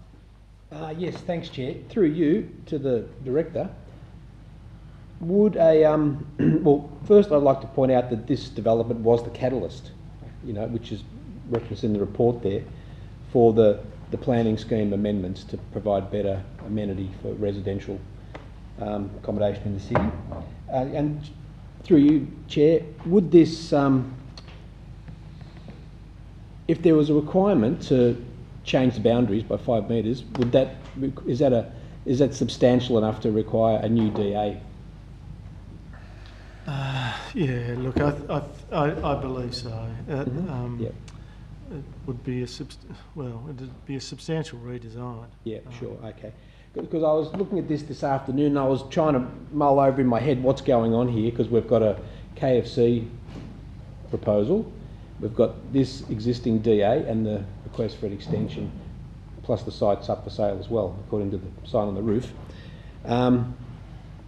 So I was leaning towards supporting the extension to the DA, because if the KFC goes ahead, then I can't imagine KFC having a short-term lease on the site and decanting after a couple of years. And I do think that it'll probably come back to us again for another extension in a couple of years if the KFC goes ahead. So this is a really confusing site for me at the moment. There's so much going on that site, but I will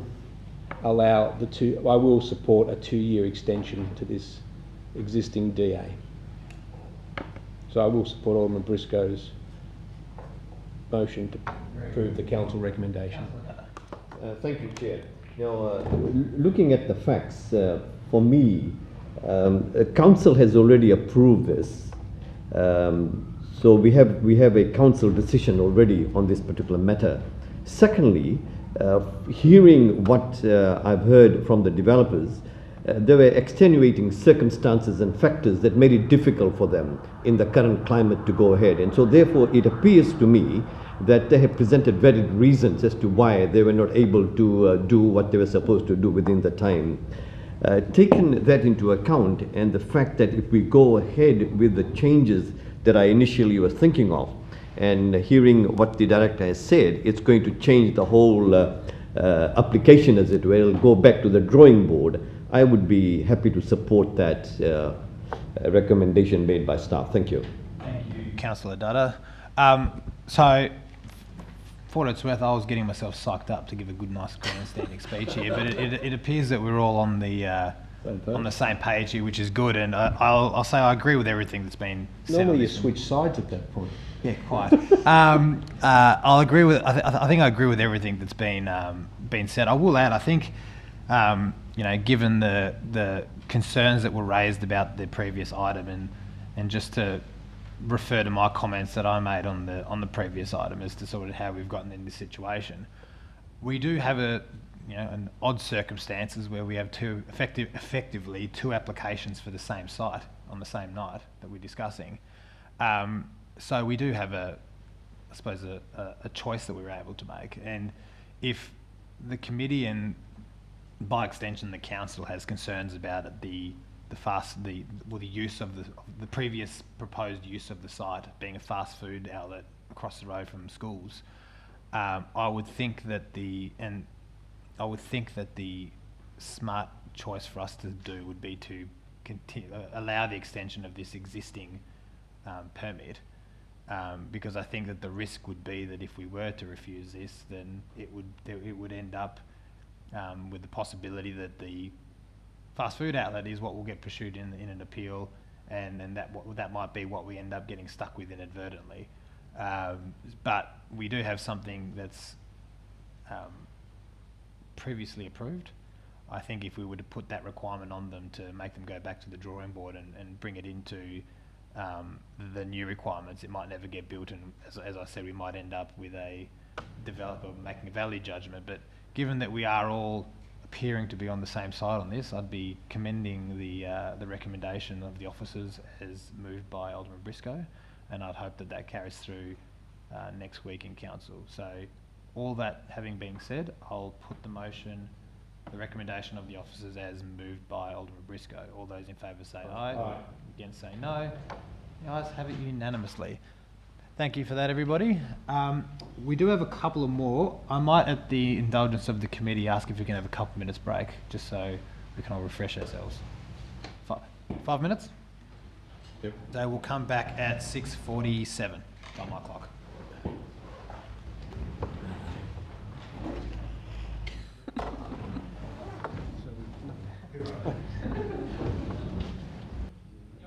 Good to go? All right. So we'll... thank you, everybody. We'll restart now. Getting back into it, we're on to item 7.1.5, 1 Bell Street, Newtown, use of existing telecommunications facility. We have a deputation by Catherine Minucci. Good evening. Thank you, Ms. Minucci. You've got 5 minutes, and then we'll probably have some questions for you. I haven't done this before, so please just let me know if I've failed. Yeah. All good? Okay, so the application has gone in from, looks like Telstra. They've actually sent quite an extensive report. I actually looked at a meeting notes that were put together by Elizabeth Wilson here on the council, and it seems that the planning committee have ticked every box and approved this application. I did put in a request to ask a few questions. Basically, it was about, you know, the Telstra Tower has the safe general public exposure limits of radio frequency electromagnetic emissions, and also because there's an existing tower on site, the collective exposure limits to the public of the two towers. She then, Elizabeth Wilson, sent my request to Telstra, and they sent a reply back, and I think that that is in these notes as well. And basically, in my opinion, they've actually skirted the issue and they haven't actually answered the question. They've put in quite a few, you know, the reply came back very quick. I just saw it as something that was, you know, they had prepared for. And basically, if there are any emissions in the area, what they're saying collectively is that I would have to go and, at my own cost, and go to ACMA or actually NATA, I think, and actually have the testing done. This is the Hobart City Council. You've got a values document that actually came as a front page to this whole meeting, and it values people, okay? So I suppose in ignoring this without having proper analytics done, something monitored, you know, these sort of sites are monitored by Telstra, they are by Vodafone, they are by the other company, which is Optus. They would know what these the emissions are, and yet they're not actually presented collectively, you know, for the site. And being, you know, with a family property within this zone that is affected, there's a lot of other residents. I think that the council has a responsibility to those people that live here, you know, in that area, to actually ask a few questions before this is actually approved. So the questions I'd be actually requesting is that they actually come forward with the figures that are what is an acceptable limit, so that the people, the normal people, that, you know, that normal residents actually know what the limit is. You know, it's all right to get all fooled with percentages and saying that everything is okay, and you know, there's only minimal problems. But the thing is, we need to be reassured that the thing is that the actual you know, the emissions and that aren't going to affect our health. I noticed the increases from 0.4 to 2.18, which is a 545% increase. That's on the Telstra Tower. I also note their own calculations that they provided as an in-depth look, actually increases at 728% if you actually look at the zoned area. So I would, you know, we're talking about figures here. They say that there's still no problem, but I would still like that reviewed. They gave me links to ARPANSA, it's a site. All the documents there are outdated. They actually had an overexposure report which was dated 2011. There was no clear evidence either way of any health risks, and one report that I actually read online suggested bias and corruption of information towards the industry sector, in that the people on these committees are part of the industry sector, and so that this actual public exposure limit is altered according to... Ms Minucci, you've got 30 seconds left, so you could wrap up. Okay. Another option I actually gave to them is that this is a major upgrade in this area. They have got another site less than, you know, probably about 600 metres away on Queen's Domain, and either they share the facility that's already existing with Optus and Vodafone, or they shift their whole operation off-site to another area. And another question I've got is, you know, it is a public health issue, and who would be monitoring it, and when do we find out where do we find the information out if there is something that does happen, you know, to the residents? They can't, you know, it's not easy to actually move house, but they've got an option of actually moving their whole operations into another area. Is that it? Yep. No, thank you. I've got Alderman Briscoe and then Councillor Harvey. And then Councillor Dutta. Thank you for bringing this to our attention. I can see the point you're making.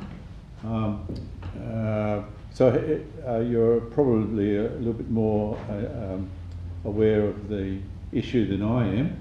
Probably not. No, Oh, probably no, not. sure. Probably Sure you not. are. Basically, the letter came out, and it just, the question that I had, thinking, okay, where's this report? Talk about the emission levels, and it was buried in the report towards the end of the document, and it actually did not give. If you actually read what they wrote, it actually skirts around the issue, saying that it's below the public safety limit, but it doesn't list it.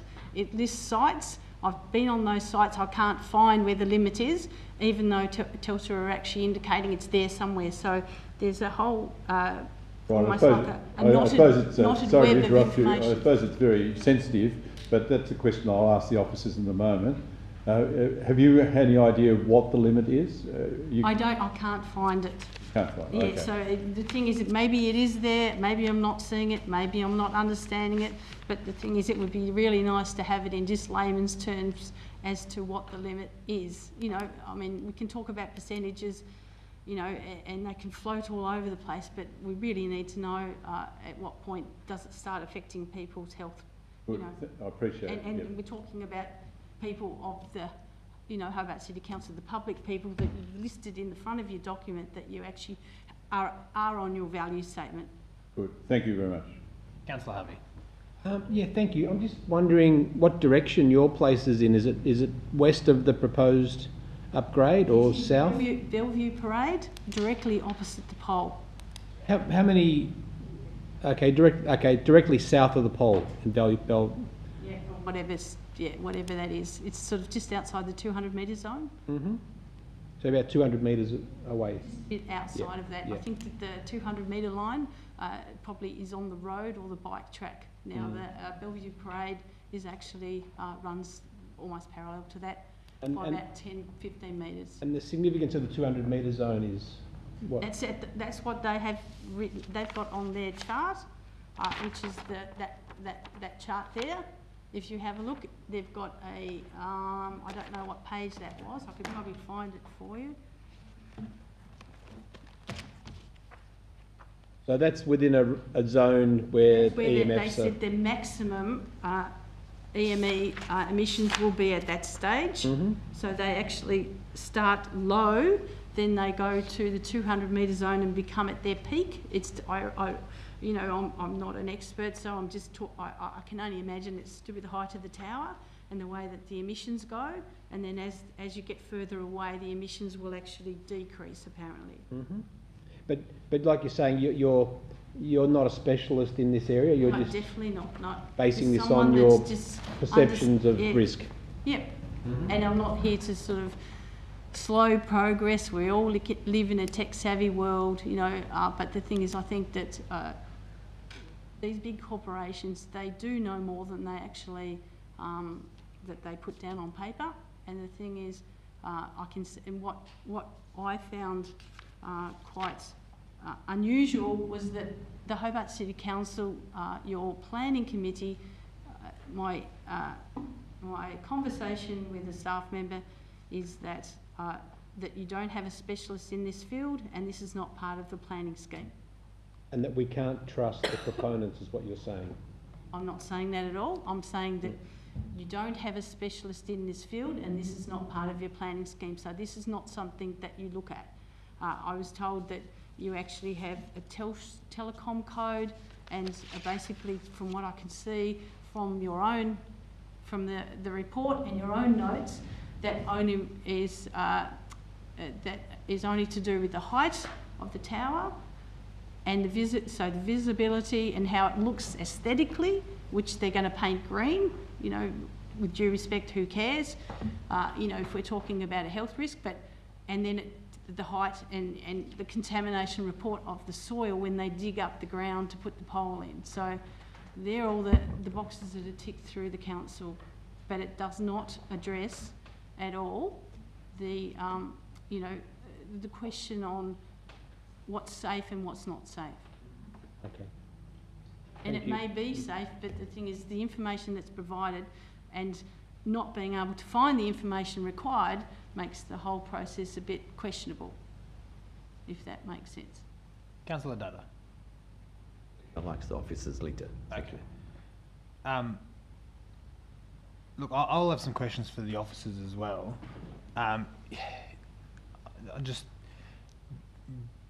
Do you appreciate the way that the planning scheme works is that we're limited in the scope of what we can assess.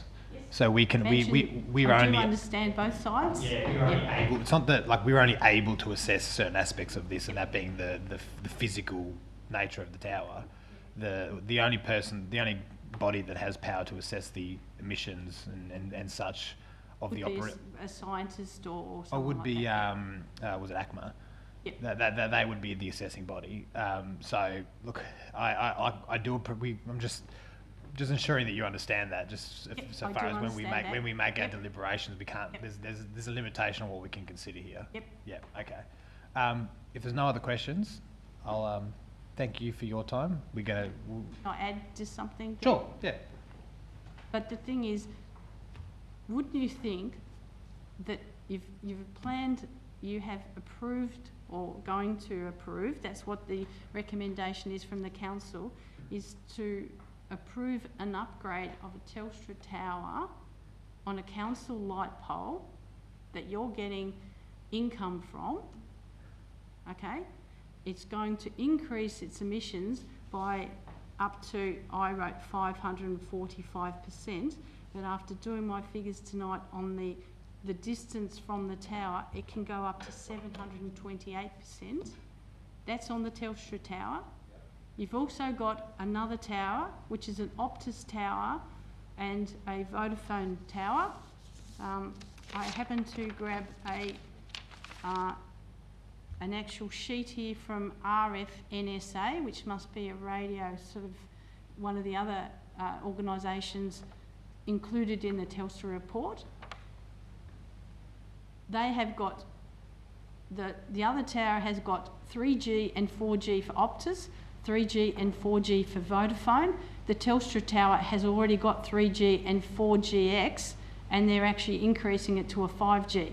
Now, what I'm saying here at the council is you're not just approving this one pole. The whole thing is collectively, you've got almost like a electromagnetic, very large cluster that really the people in the area need to know exactly what's being generated in that area and whether or not collectively the electromagnetic emissions, which apparently are harmful to people and to animals and to cells and things like that, what is the output from this site that you're going to approve an increase of? Is it going to be safe for the residents? That's all we need to know. That's what I suppose my being here is, just to ensure that you're not missing something, because the thing is, if something were to happen and we ended up having a health cluster in this area because there's an overload, Telstra also seems to say in their reports that they actually have got, there may be further upgrades and the output changes and things like that are, they can't accurately measure this, these emissions.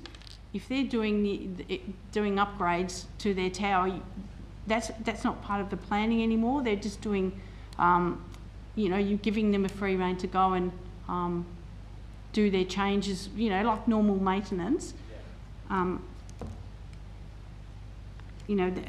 just wondered who's actually, if you don't take responsibility because it's your light pole and you're actually giving them access to continue their service without doing that due diligence and that check, then I think that's wrong. Thank you for that. Thank you for your time. No, Yeah. thank you. I'll ask you to return to your seat. We'll start discussing. We'll start off with Alderman Briscoe. Look, just my Google search in teaching physics this year. I've just looked at the in-depth look at the calculated EME levels at this site at page 1073. They are looking at the safe limits from various sites. Not you can trust, and I'm not an expert. It seems like everything is below the safe limit. In other words, it's within the safe limits. But the question I would ask, because I've just done a back of an envelope calculation there, it's probably not a relevant consideration of the planning scheme because we're relying on federal government law to set the standard. But do we have in-house expertise to say yes, this is safe? And the point by the deputation was that there's more than one tower within proximity of each other, and therefore you'd get a double dose, I suppose. So can you answer that? And is it a relevant consideration? Well, firstly, no, we don't have internal expertise to evaluate the combined impact of EME levels. However, in any modification of a facility, a site compliance, an updated site compliance certificate is required to be done by National Association of Testing Authorities, and to certify that the site has been assessed and complies with the radio frequency human exposure limits as specified by the Australian Communications and Media Authority. So those that testing has to be done in the context of the site and the combined facilities. It's got to be measured in that context. And so that certificate comes to the council as a planning authority? No, that would go to the relevant national authority. We do not. We are a planning authority. Our roles and responsibilities so far as these installations are limited, has been correctly expressed by the representative around amenity, contaminated site issues, visual amenity, those sorts of things. We do not regulate the issue of the EME emission levels. That is one for the national body. Thank you. So just looking at the report, a snapshot of calculated EME levels at this site. So currently 0.4%. Councillor, what page is that on, just so I can read it? 1072.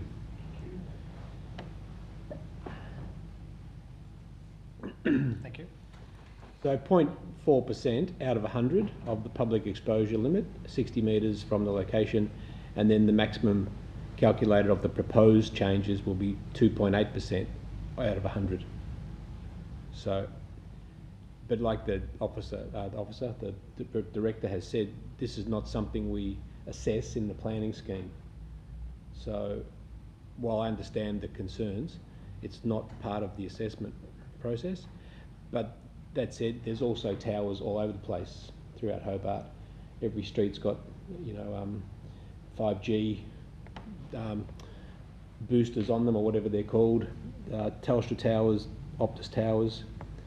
Do we know the number of towers we have around the city through you, Chair, to the Director? It'd be a lot. Not, no, I don't have that number available to me. Yep.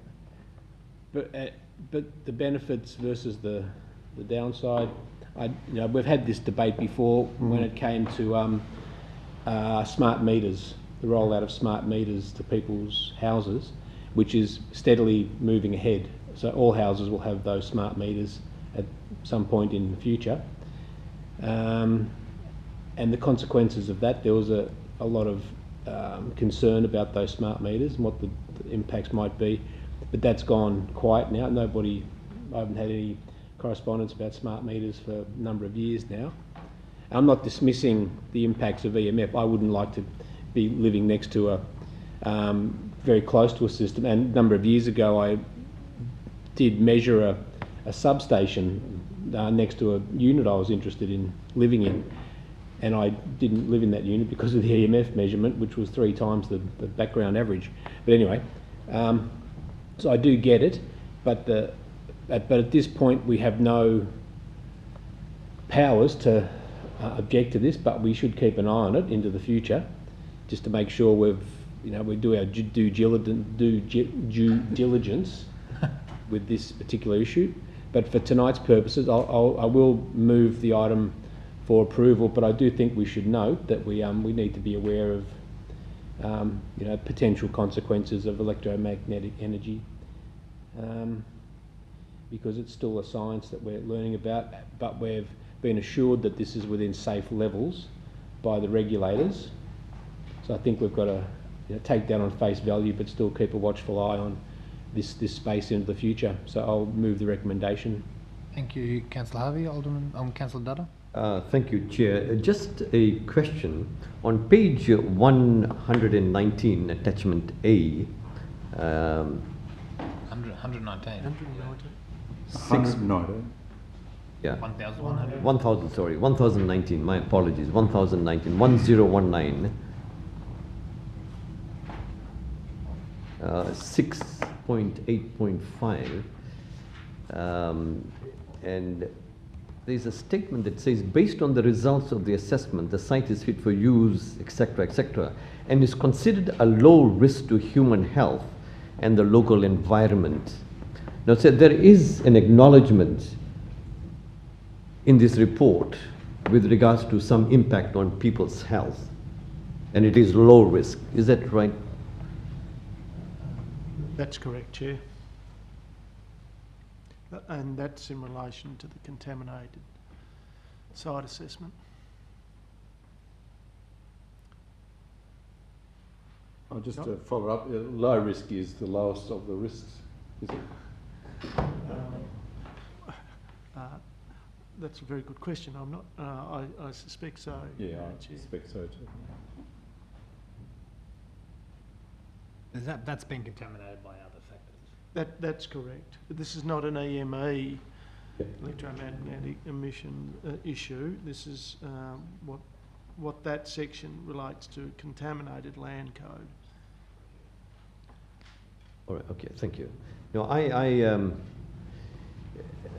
do take into account, the points made by the representative, and I am going to reserve my right to vote against this and do a bit more reading and check this out thoroughly before I take a position at council. So tonight I will vote against the recommendation. Thank you.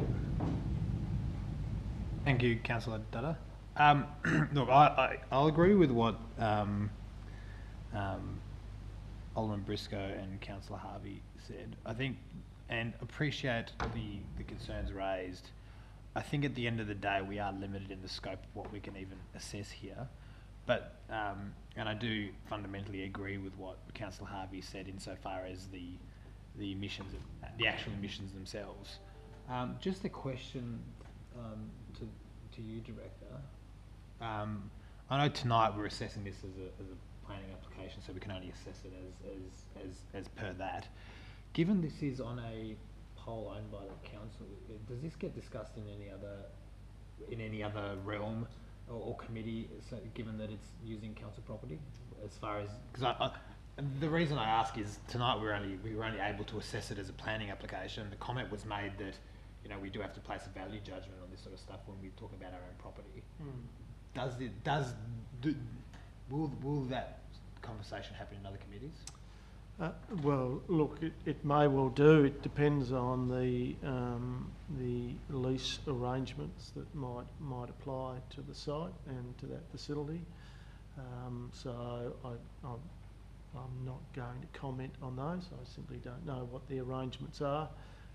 But not necessarily as a matter of course. No, that's right. That's correct.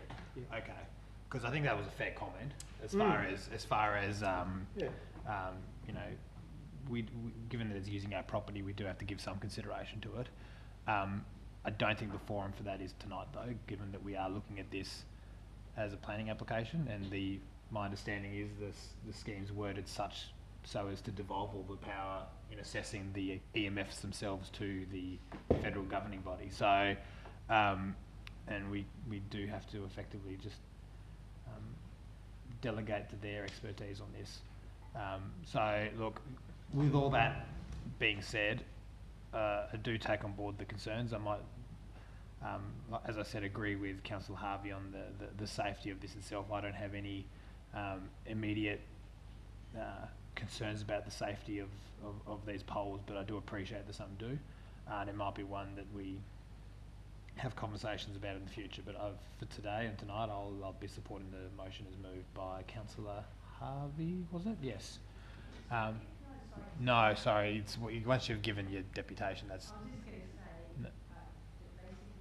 Yeah, no, like you can't, once you...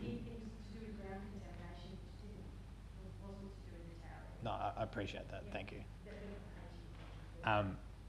So if there's no other comment, I'll put the motion. All those in favour say aye. Aye. Against say no. Carried. So does that go to full council or is that done? Council. Council. Okay, so we now move on to the last item with a deputation, which is item 8.1, which is the amendment PSA 21-4 Enterprise Road. We have the petitioner Peter Sibley with us.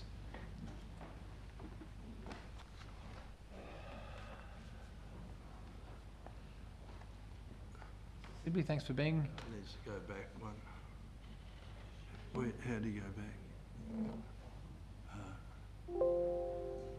Yeah, that's the one. And the top one goes forward.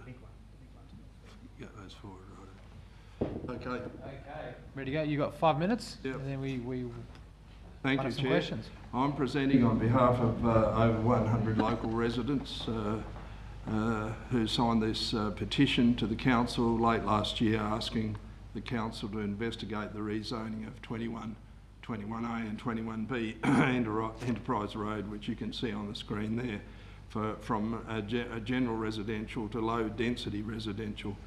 About 55 of those residents submitted the representations now under consideration, all strongly in favour of the proposed amendment.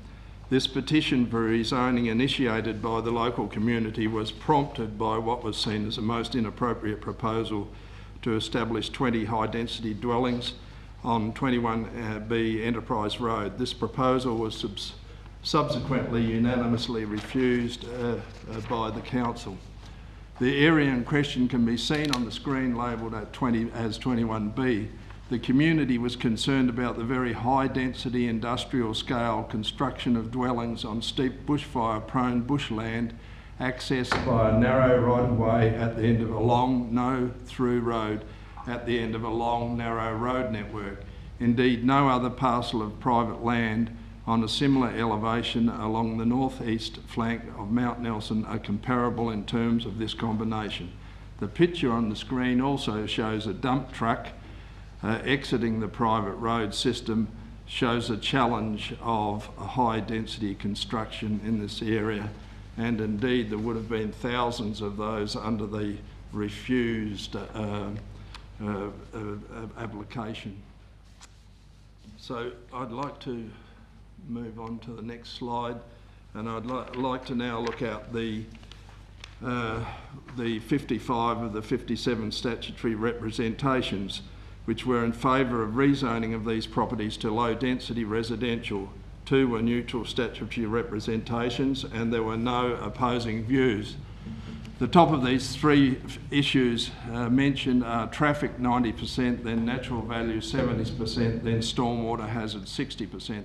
The traffic issues fall into 3 different areas, but the most outstanding concerns are the safety of significantly further loading an already overloaded one-way out system and the compounding safety issues in a firestorm. The 3 areas affected by these concerns in the recent high-density DA were the very narrow private road system, which would have seen a 400% increase in traffic for residents already on that system. The impact of the intersection of that private system right next to the major public intersection, which was one of the reasons for the rejection by the council of the DA, and the impact of the 200 plus traffic movements per day on the long, narrow, one-way out road with a number of oblique corners on the way to Churchill Avenue. There was also concerns by the council engineering department about significant damage to the road under this type of construction. The concern of high density development affecting stormwater and natural values is that all of the hard stand would provide no transition to bushland and would create unsuitable runoff or unsustainable runoff.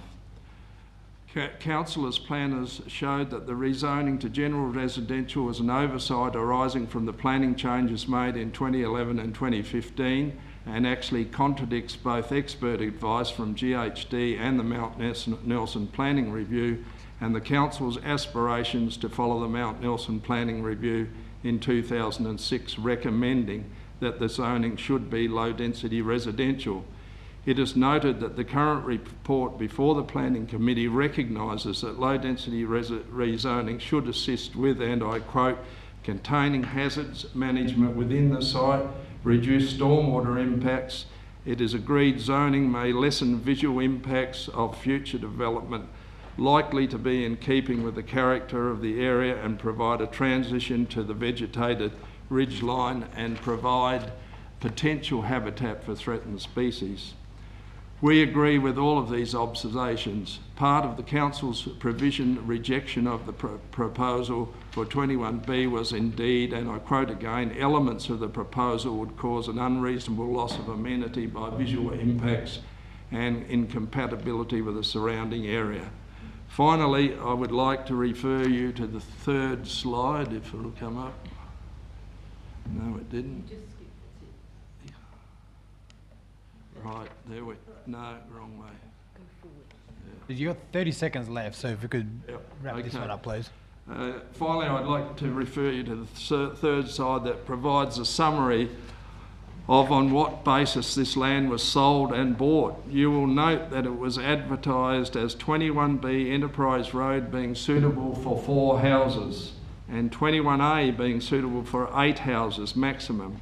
This is what would be the maximum allowable under an area zoned as low density residential.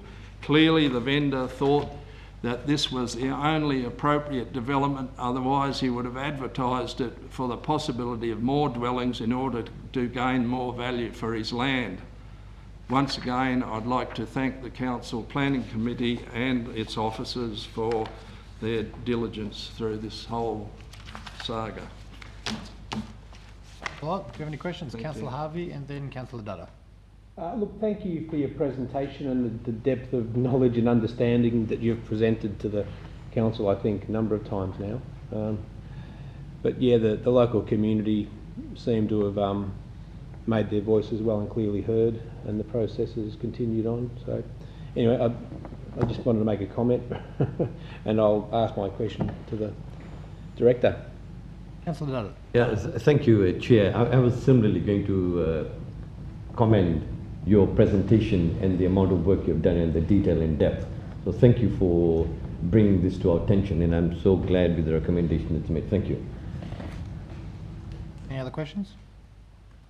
Our only concern in this whole issue is the time, and I know that a positive decision from here, and then the Council is then out of your hands. And we are concerned about the length of time that it would take because we're aware that the developer is preparing yet another proposal for 21B, and that would nullify a lot of the work that we've done here. We'll have some questions for the Director on that, I'm sure. I don't think any of us can answer those questions, so we'll have some questions of the Director. But thank you for your time. If you can return to your seat, we'll go to Alderman Briscoe. Thank you, Chair. Just echo the comments that, yes, I think the community and the Council are one here to get it rezoned. So without any further to do, is that I'll move the recommendation the Council recommendations, which is on page 1637 of the report. Councillor Harvey. Yeah, I would have moved it as well. You've got in early on most of them now. Well done, Mr. Alderman Briscoe. All the good ones. All the good ones. So, through you, Chair, could the director just outline the process now forward and what the time frame might be? Once council has determined this matter, assuming it's consistent with the officer's recommendation, that advice will go before the Tasmanian Planning Commission. Tasmanian Planning Commission would normally hold a hearing with this number of representations before making a determination, and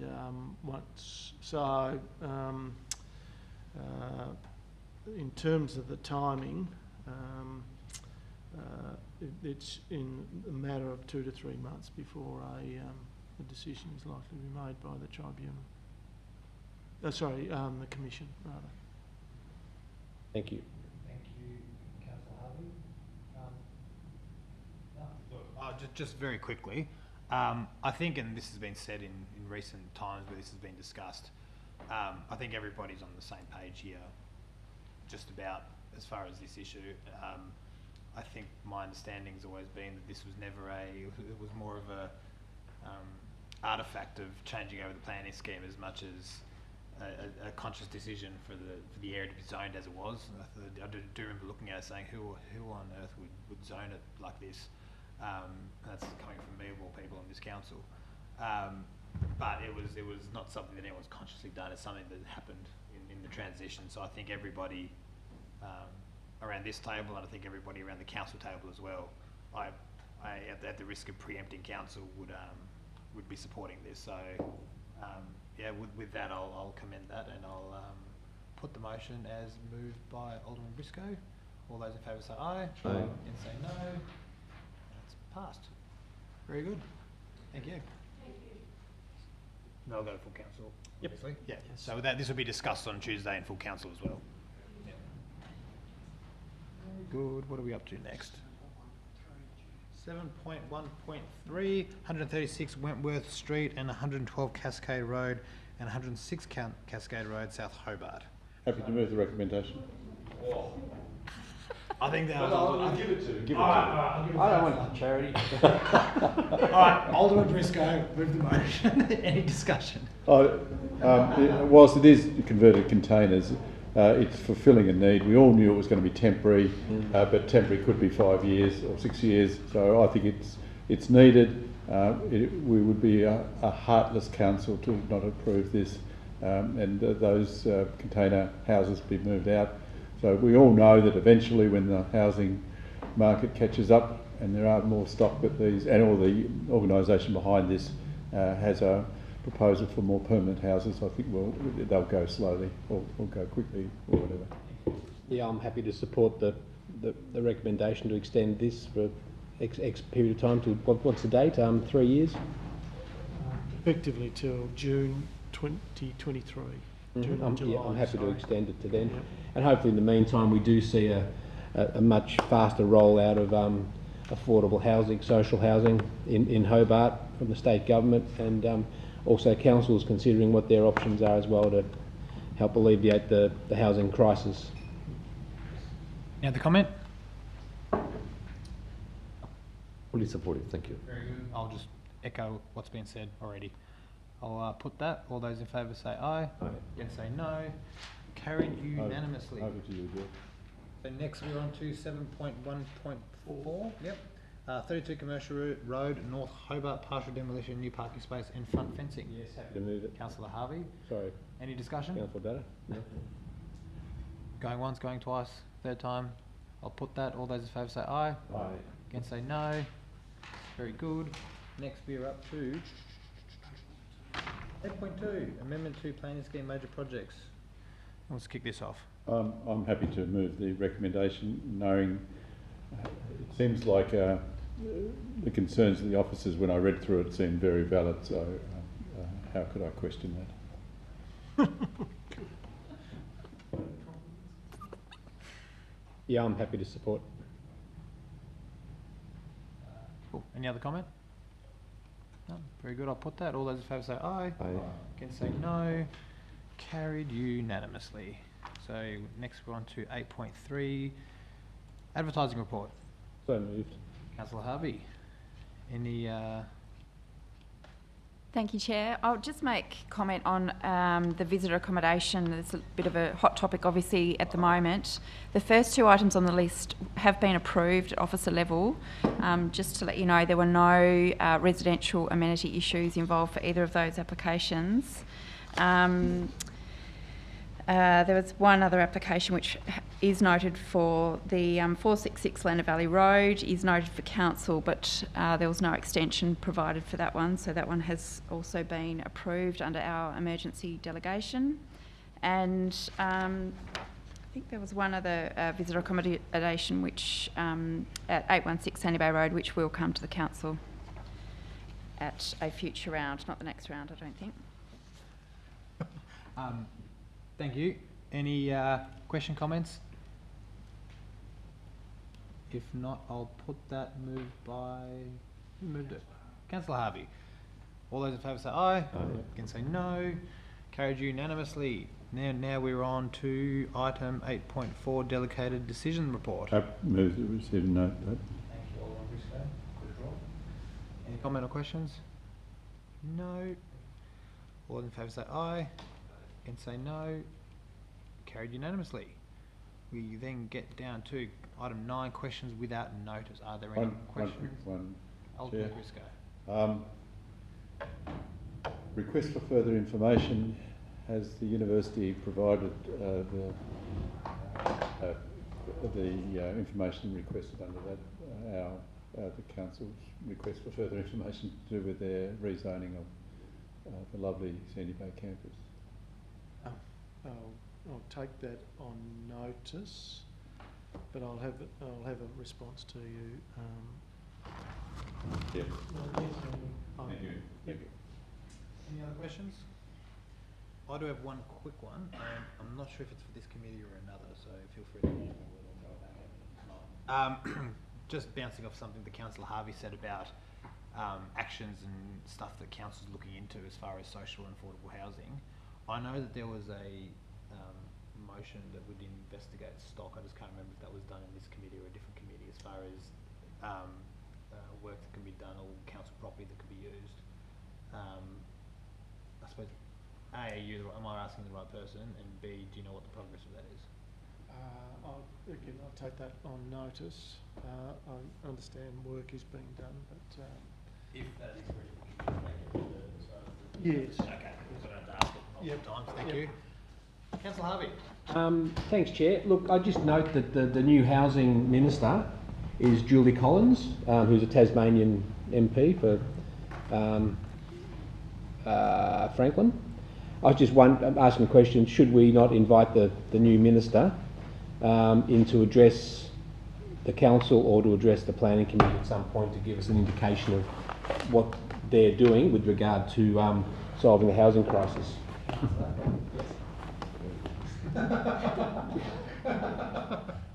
That's genuine. What are you laughing at?